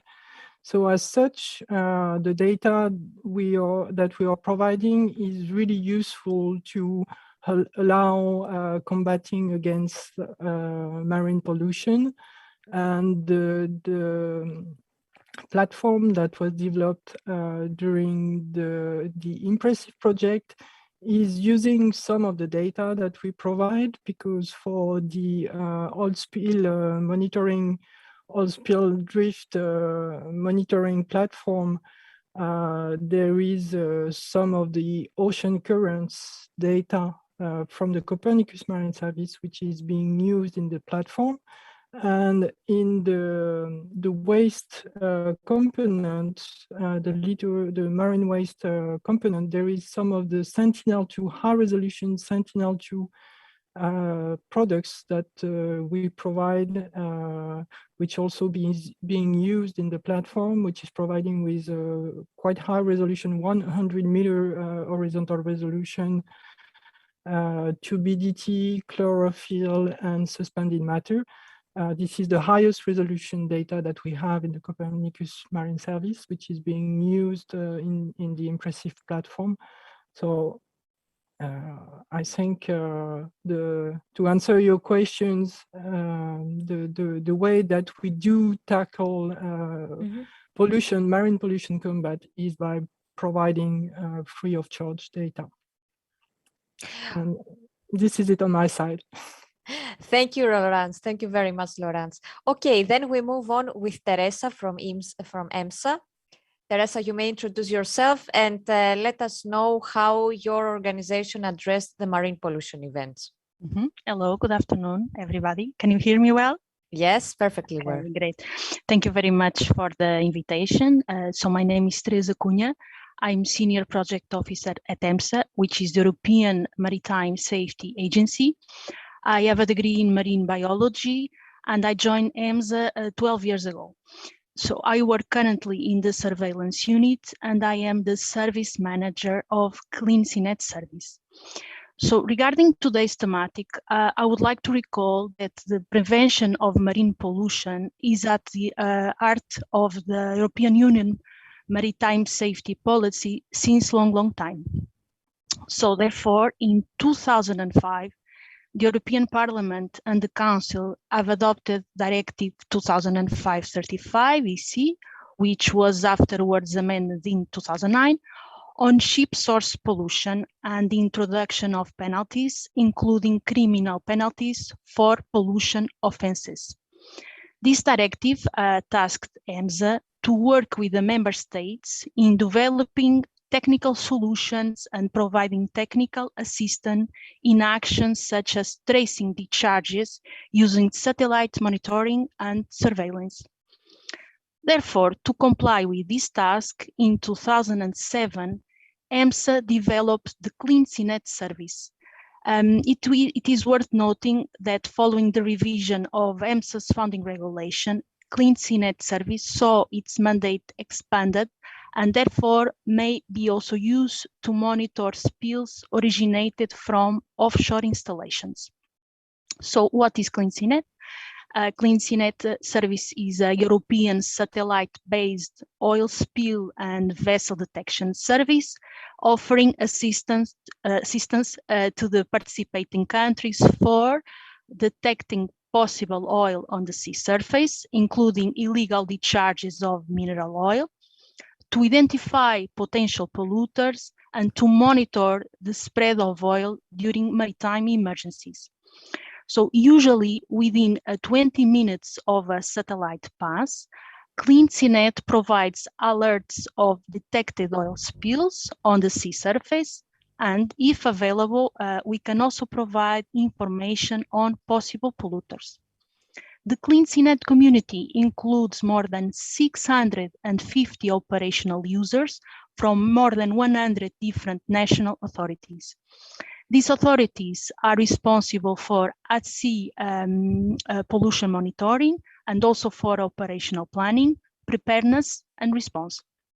Examples of such authorities are, for example, Navy, Coast Guards, Maritime Rescue and Coordination Centers, and also, for example, environmental agencies. This service is provided to authorities from the coastal states of the European Union and their overseas territory, but also to EFTA coastal states. The service is also offered to countries outside the European Union on a project basis called, for example, IPA, to IPA countries, SafeMed, and Black and Caspian Sea. In terms of figures, to give you a flavor of facts and figures, during last year, CleanSeaNet service covered 1,584 square kilometers. And overall, more than 8,000 images were delivered and 8,158 possible oil spills were detected in the area covered by CleanSeaNet, which includes the coastal areas of the 35 coastal states that I've mentioned above. I also like to mention that EMSA also hosts two other Earth observation services. So I would like to start to mention first the Copernicus Maritime Surveillance Service. So EMSA is the entrusted entity responsible for implementing the Copernicus Maritime Surveillance Service under a delegation agreement signed with the European Commission. The Copernicus Maritime Surveillance Service provides satellite images and value-added products to support monitoring of human activity at sea for a range of functions, including fisheries control, maritime safety and security, customs, law enforcement, marine environment pollution monitoring, and also we provide support to international organizations. Moreover, EMSA also provides support to border control activities, as it supports the European Border and Coast Guard Agency, so Frontex, with Earth observation products for marine border monitoring. So in a nutshell, this is what EMSA does in the Earth observation domain. Thank you very much, Teresa, for this great introduction. I will come back to you later with the questions, but now we move on to the next speaker of our panel, Andre. Andre, could you please introduce yourself to us and what actually you're doing in Geo Blue Planet? Please, the floor is yours. Thank you, Margarita, for the introduction. So I'm the, as you were saying, I'm the European coordinator for GeoBlue Planet. And GeoBlue Planet is the ocean and coastal arm for the group on Earth observation. And our aim is to support and promote the use of Earth observation, and especially, of course, ocean observation for the benefit of society. And the European office for GeoBlue Planet is hosted by Mercator Ocean International, of which Laurence is also from. And it's a part of a project called EU for Ocean Ops, which is a foreign policy instrument action. At GeoBlue Planet, we work on stakeholder development. We work on co-design and production for end users, and we work on capacity building. And around this, we want to make sure that our actions are actually well suited for the needs of our end users. We have 7 different thematic working groups, of which we have the sargassum working group, which is an harmful algae. We also have a thematic working group on eutrophication. And we also have, of course, a working group on oil spill. And as you were asking, what do we do around oil spill? For this project, we are providing training in collaboration with AmeriGeo, which is the regional Americas office for GEO, the group on Earth observation. And we provide training so our end users are able to use the data that is out there. And of course, we would love to do that with the impressive platform as well. Thank you. Thank you very much, Audrey, for the introduction. And we continue with our last speaker, Stefano. Mr. Ferretti, we would like to know your work in your department, and please share with us a few words about you. So thank you very much for the kind invitation. My name is Stefano Ferretti. I have a PhD in engineering and the background in also space studies, as well as policy studies and research, including the activities at ESPI, the European Space Policy Institute, which is a leading think tank. At the moment, I'm at European Space Agency coordinating the Atlantic Regional Initiative in the Earth Observation Directorate. And what is this initiative? It's basically an initiative that addresses Atlantic challenges at large in terms both of geography, so north, south, and east, west. Organizations leveraging the competencies and the capabilities of the various actors in a sort of team of teams approach. It also aims at building new capacities in the region, in the Atlantic region, by sharing know-how and consolidating research activities among the various countries in the Atlantic.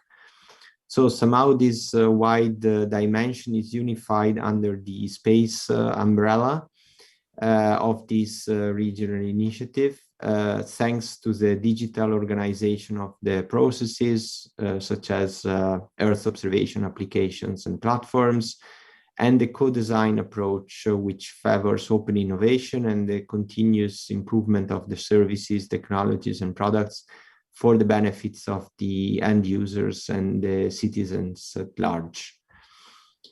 We can also say that disruptive innovation and science grand challenges requires a new approach that allows for the integration of environmental models with socioeconomic indicators in order to address emerging trends related to the blue economy, renewable energy, and also climate change impacts.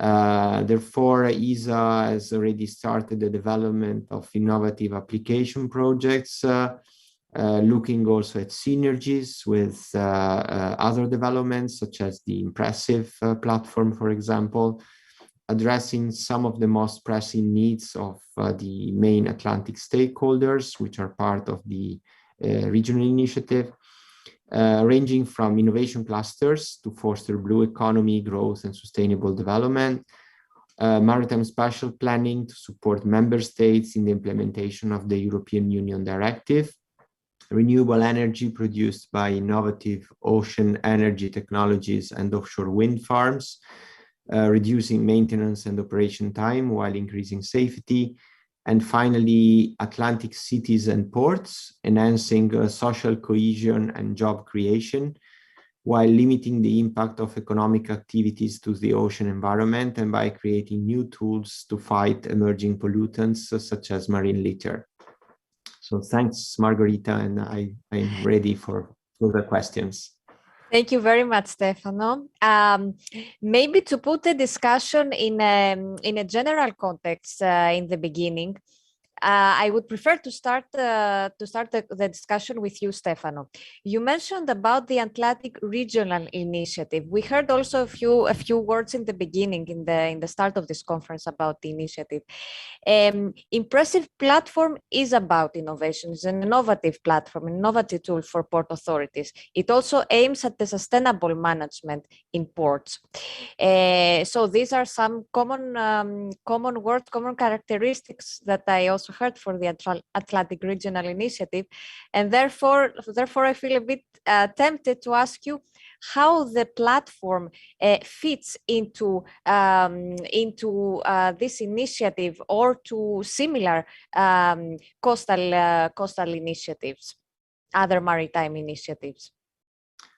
So what we can say is that the ESA Earth Observation Atlantic Regional Initiative is conceived as a platform at the convergence and interaction of many different actors, users and stakeholders, representing, if you want, three main elements of society, economy, and environment.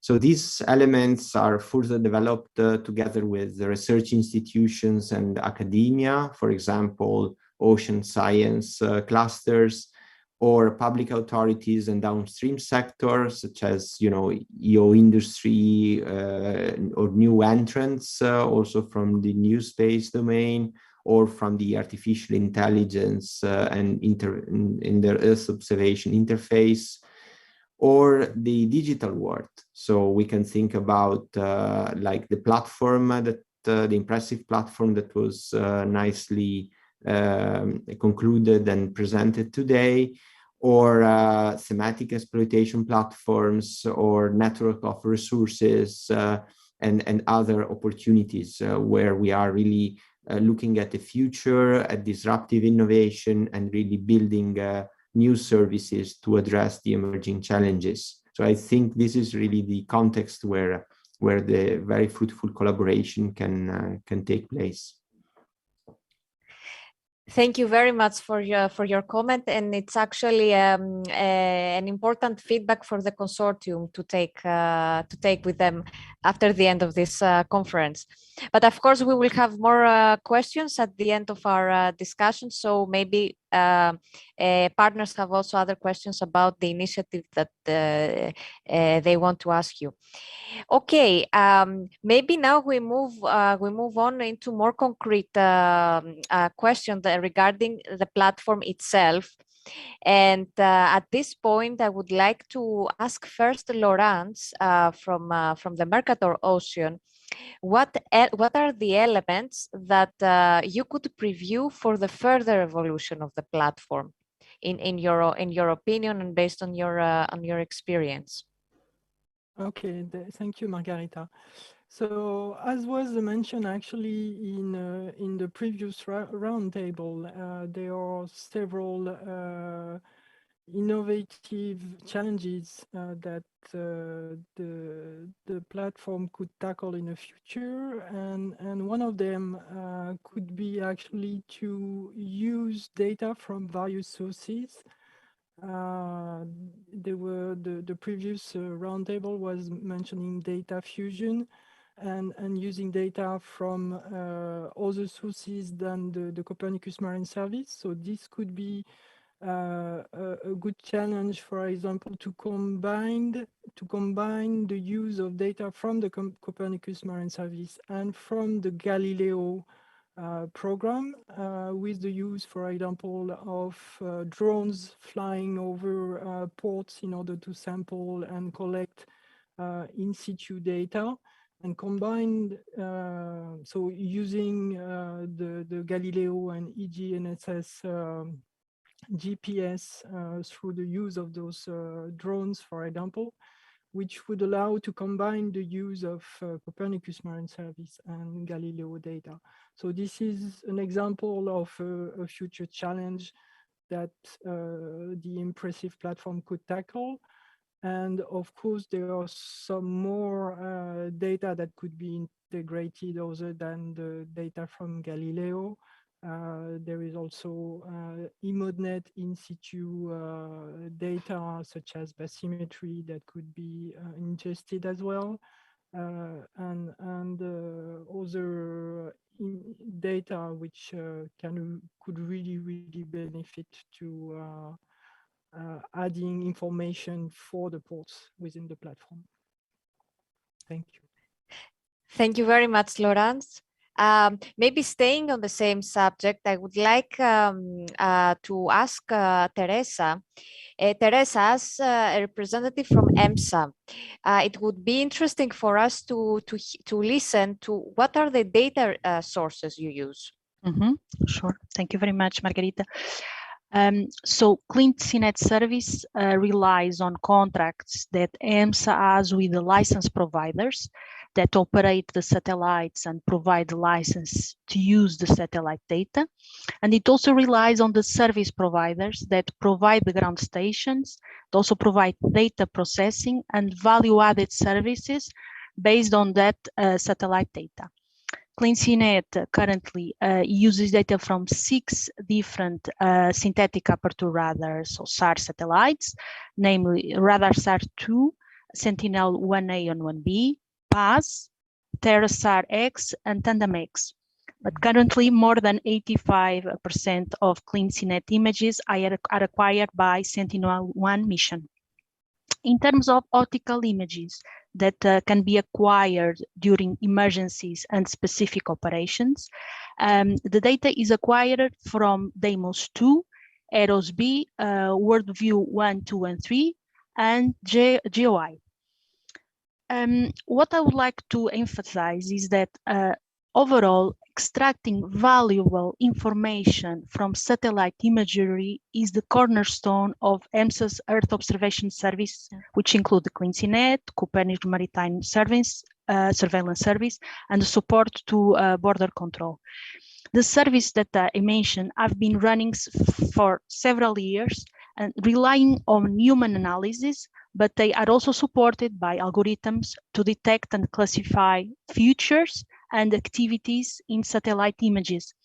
These value-adding processes is implemented by EMSA service providers, and currently the agency is also responsible for further enrichment of this information, which is then afterwards delivered to our end users. Okay, and following your reply, I was wondering what is the platform EMSA uses to deliver CleanSeaNet products to the users? That would be very, very interesting to listen. Sure, thank you. So our service is provided through a single web-based entry point called SafeSeaNet Graphical User Interface, SEG.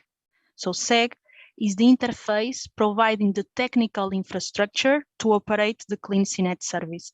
SEG enables the access and visualization of all information to the user, and this information includes specific data sets, access to global data layers, as for example, maritime maps, meteorological information, and also to open access, open source data. The data is made available within 20 minutes of the satellite image acquisition. And the idea is to support the national decision-making process for pollution response and, of course, follow-up activities following a spill. Thank you. Thank you very much, Teresa. From what I heard, I was wondering the type of complementarity and differences between our product, our platform, and your service. And like that, I mean, I also save the question from the audience because I think it's a question for sure that will come from them. So maybe you can answer it already now. Sure, thank you. So there are complementarities and some differences. So in terms of complementarities, CleanSeaNet covers a large percentage of the European waters, making monitoring activities, of course, and this includes port areas. But the type of radar images used for wide areas monitoring is not suitable for the detection of relatively small pollutions that usually are found inside the ports. Moreover, the attribution of potential polluters in port areas can also be very challenging due to difficulties in the attribution of the oil spill to the vessel, because inside ports we can have thousands of vessels. In case of large accidental pollutions, CleanSeaNet can plan higher resolution images, including optical images from optical missions that can provide higher detailed information and support to pollution response operations. In terms of differences, so CleanSeaNet users are national organizations. We don't have private organizations. EMSA service is delivered to the users in near real time, so 20 minutes after the satellite pass. And also apart from Sentinel-1, EMSA relies with other satellite missions, as I referred, Radarsat, TerraSat, and PASS for this routine monitoring.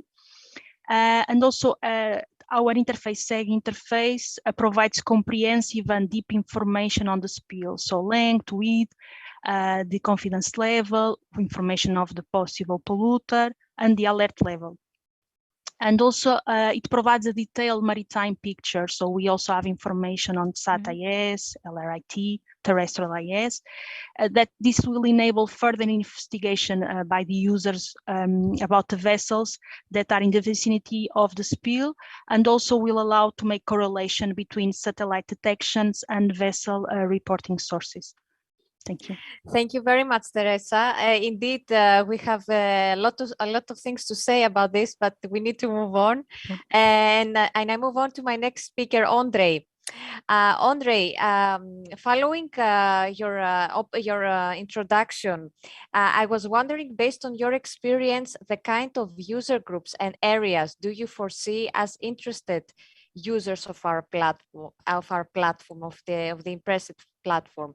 Are there any interesting user groups? What type of interested user groups do you foresee? And also, do you have to share with us any concrete examples of other platforms on that respect? Of course. Thank you. Thank you, Margarita. I think, yes, through stakeholder engagement, you could actually reach user beyond port authorities, because of course, the oil spills are really affecting many different economic sectors. And from what I understand, I'm fairly sure that the tourism industry, for instance, would be really interested to know if there is an oil spill nearby or coming ashore.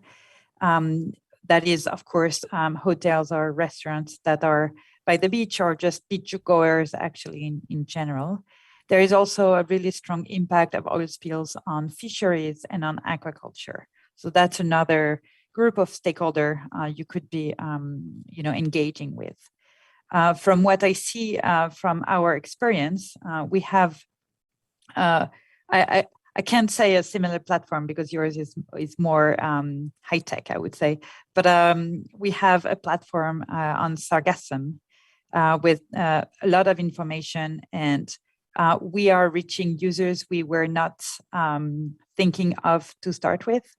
For instance, the people that are actually doing all the mitigation of the Sargassum or using Sargassum as an input for their business. So when you do stakeholder engagement, you end up reaching stakeholders you were not thinking of in the first place. And I would really encourage you to go in this direction. Thank you. Thank you very much, Andre, for this. Maybe a last question from my side, and then we go to the Q&A session with Sergio. I mean, as a communication officer, I would like to ask you a question relevant to communication. So the question that would come naturally is that what could be the best ways or methods to better promote, raise awareness of such platforms to interested users based on your experience? You could take the floor. Maybe I would say Laurence, Teresa, Andre, Stefano, please feel free.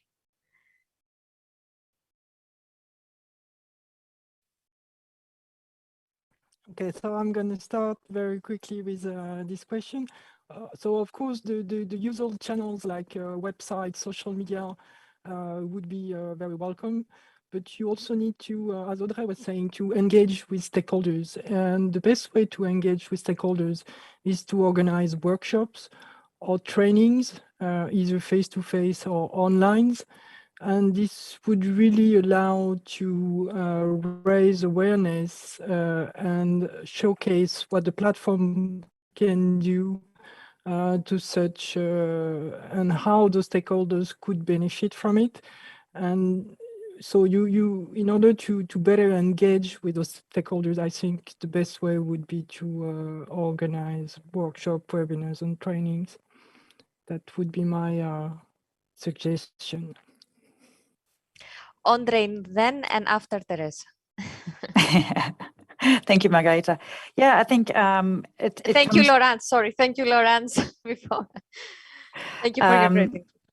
Please, I think Andre. it comes down to capacity building, because if you want your users to use your platform and to make the most of it, you need to work on capacity building. And what we've seen with our project is that it's really interesting to provide I would call it side information to your platform. So basically, why is oil spill or wastewater important? Why do we need to monitor them? Because it's not straightforward. Like there's this knowledge that oil spills are of course bad for the environment, but if you provide like the state-of-the-art literature in a plain language, of course. And when I say plain language, it's a language that is adapted to your end users, be it beachgoers or port authorities. They're not looking for the same information. So if you adapt your information, the state-of-the-art knowledge on why we need your platform, that's really useful as well, because you will draw in more users. Another way is also what Laurence was saying, is providing trainings like we did for the Caribbean regions, because it's really important to make sure that the people are actually aware of how to use the platform. You can make it as user-friendly as you can. That's always really really useful. And the last part is mitigation. For sure, people want to know where the oil spills are, but we would hope this is to take action, and not only policy actions, but on the ground actions. So I would engage with the mitigation people to make sure that your platform answers their needs, and also to make sure that communication is done between the different mitigation organizations, because you're covering a really big region. And it would be really interesting that if some people are doing mitigation in Italy, they could learn from what they're doing in Spain or Greece and so on. So I think having some sort of a network of users is also really, really interesting. Thank you. This is great, Audrey. Thank you very much. Maybe Teresa wants to add something here? Sure. Audrey, very well said. So what I can share is what EMSA does to provide the services. So we organize training on a regular basis. For example, this year, we already trained more than 100 duty officers on the Clean CNET services. Also, we have our services governed by a user group. composed by delegations from the countries that signed our conditions of use. And we also organize regular meetings with the Clean Sea Net Reserve Group with the aim to maintain a strong link with the user community in the coastal states, and also to continuously improve the surface operational performance. So this is from my side. Thank you. Please, Stefano. Thank you, Margherita.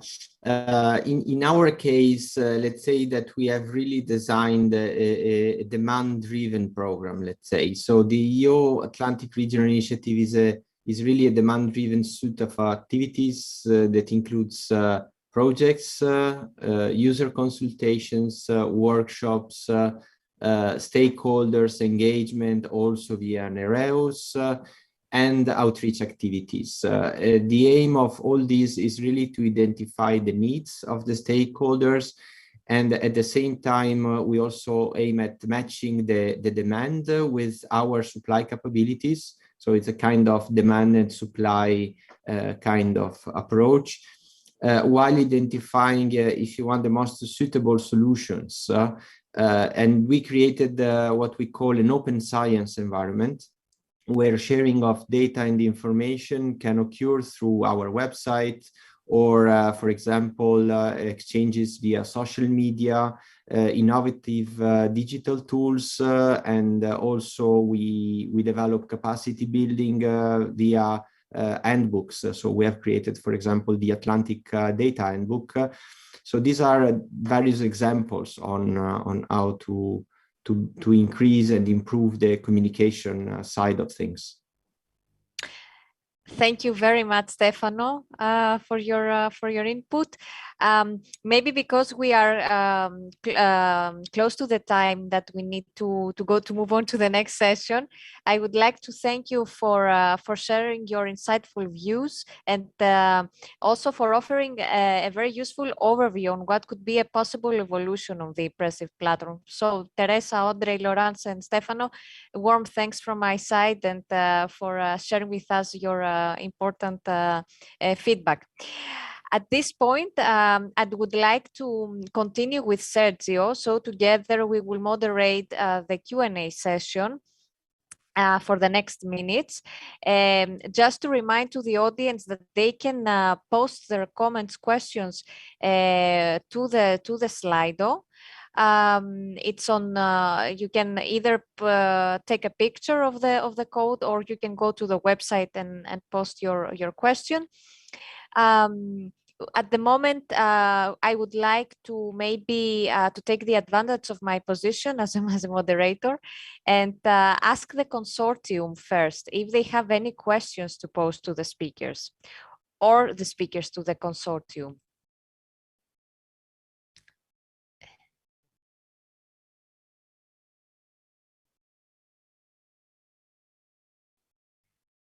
So I don't see anyone. Margherita. Yes, maybe Sergio. Yes. So as member of the consortium too, I want to pose a question to someone that knows the user.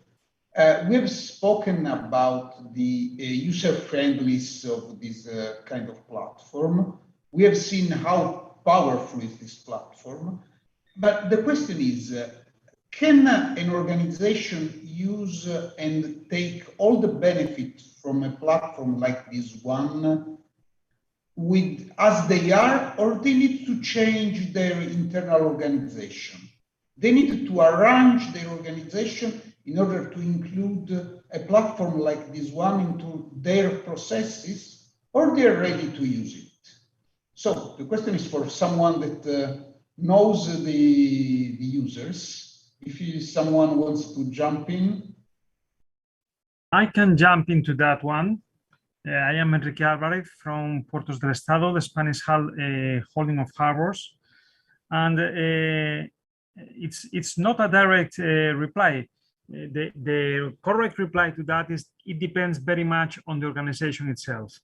And in principle, you can think that there is an homogeneity between, for example, the ports at Spain, between the different ports that are all involved in the same organization in Puertos del Estado.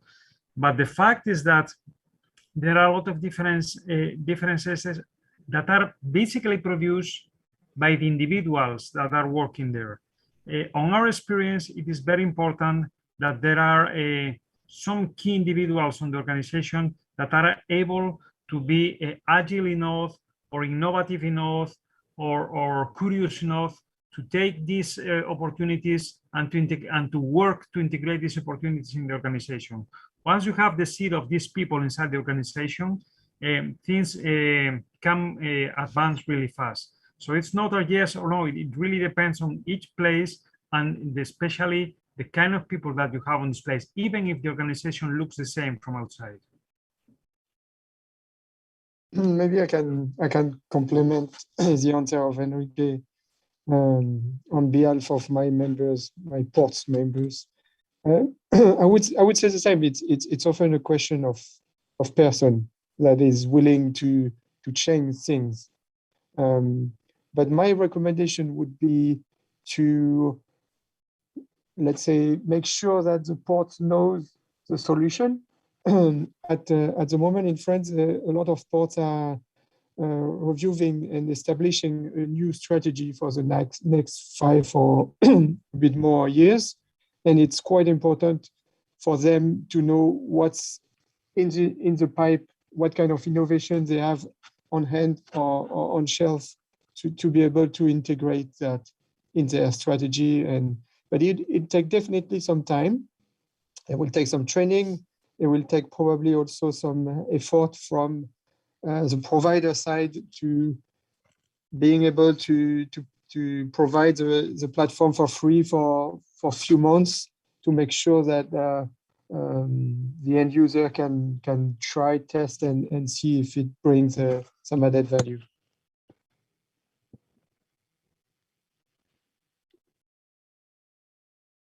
Thank you, Enrique. Yes, please, Ioannis. Yeah, I would like to add on top of these good answers to the question of Sergio that traditionally in the previous years, the ports were using manned boats in order to go over there near the oil spill or the whatever incident and observe it, or perhaps helicopters flying above.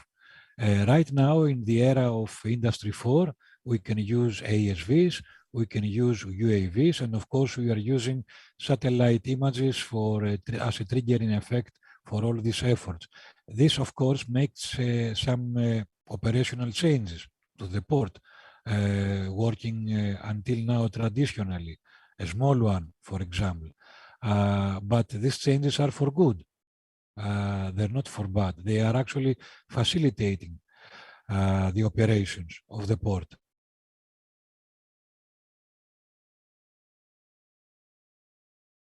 Right. This is an excellent point. Anyone else would like to add on Ioannis' reply? Maybe just one small comment. Definitely, it's important to make the life easier to port managers, but it's also quite important, and I believe the impressive platform is key in that, is to be able to, let's say, put the port managers in the right place and right area where they want to see where is the trouble, rather than to screen or to review the whole port each time they want to find or they have to do some regulation operation.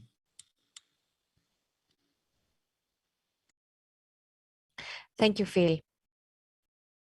Maybe we can move on, Sergio, with, I see that at the moment we don't have questions in the chat, so maybe we can move on with questions from the consortium. So feel free, Sergio, you can share your question.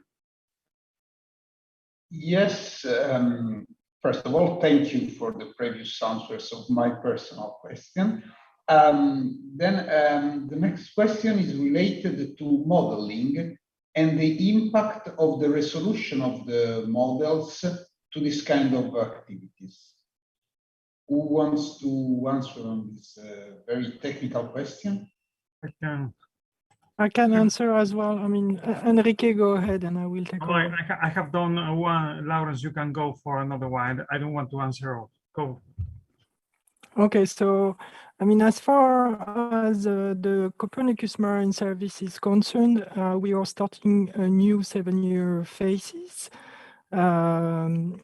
which is funded by the European Commission. And within this new phase, 7-year phase, we are willing to work on the coastal area and provide with higher resolution ocean models for the blue, white, and green component of the ocean along the coasts. This is work ongoing. We are working together with the European Environment Agency, EEA, which is in charge of the Copernicus Land Monitoring Service.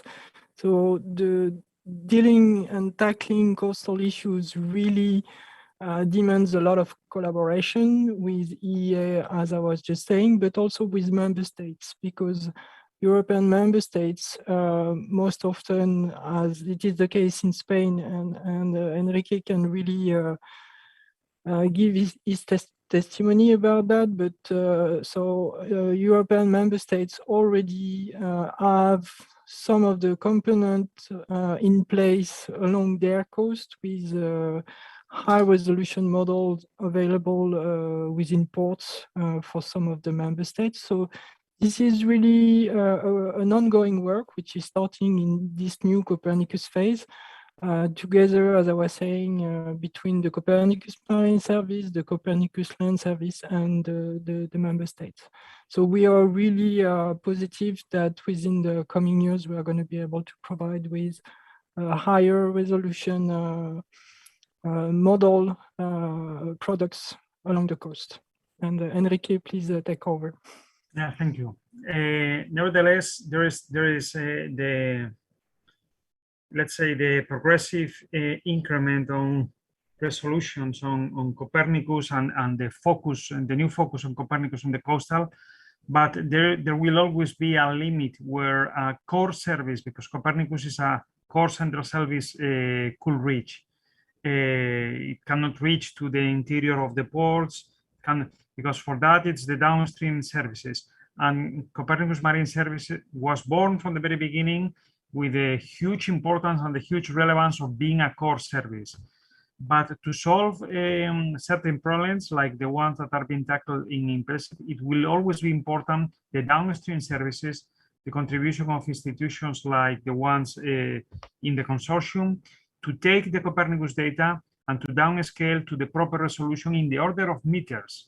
We cannot think about solving the global ocean in the order of meters. So in order to solve this 10, 20, 30 meter resolution that we need for the nested services, it will always be important contributions like the one in Impressive.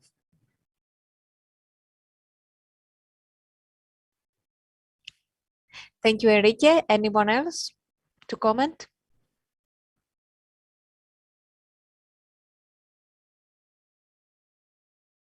Sergio, maybe we can go to the next question from your side.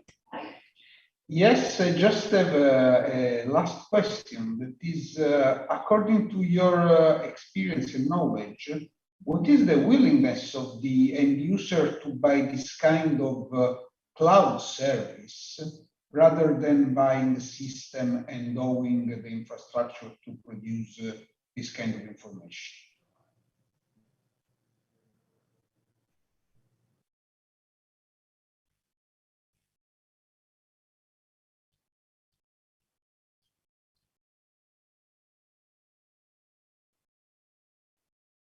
I might try to give a partial answer to this, and we will reflect what Enrique said. It depends on, let's say, maybe not on person, but on ports. There are some ports that want to get rid of a lot of services that are not considered as core services for them, and I would say that these ports would be quite happy to buy this kind of services. There are more, let's say, traditional or more ports that want to master all the services, and I would say that these ones, you will need to convince them that the platform has an added value for them in terms of efficiency, time, money, and so on. So it's a case by case, I believe. If I can, I would like to add a remark. Getting back to what I said in my former intervention, I mentioned that in Italy, port authorities are obliged to realize sustainability reports. In truth, to be precise, these are the objectives of remuneration, are within the remuneration objectives of the presidents of the port authority. So this means that they want to do it. No,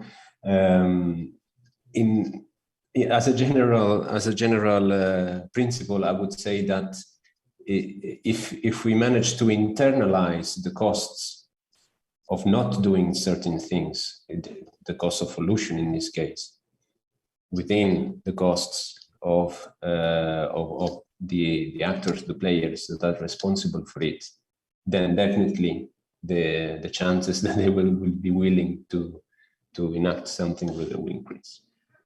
Just a general remark. So you are saying that this should require a change of the rules, let's say, or not? Yes, indeed. That one can do such dynamics of internalization of cost only by changing laws and regulations. That's what has been happening as a general trend in Europe in terms of economic incentives and disincentives for fostering sustainability in the transport world. Okay, thank you. Thank you, Giuseppe. Any other common question from the consortium towards the speakers? Maybe now it's the time to ask before we close the Q&A session.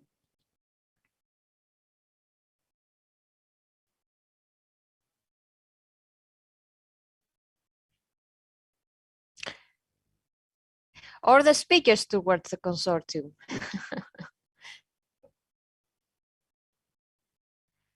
Okay, I think maybe we explored all these hours the platform very well. Okay, if there are no questions, maybe we can close the Q&A session and move on to the last part of this fruitful and interactive conference, online conference. I would like to start by thanking all speakers and participants who joined the conference.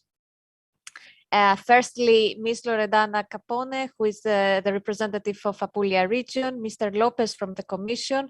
They emphasized how important is technology, new technology innovation for an efficient port management, as it will support the economic sector. I would like to thank also the developers of the platform for the very nice presentation of the platform, this very nice visual storytelling. So thanks to all of you.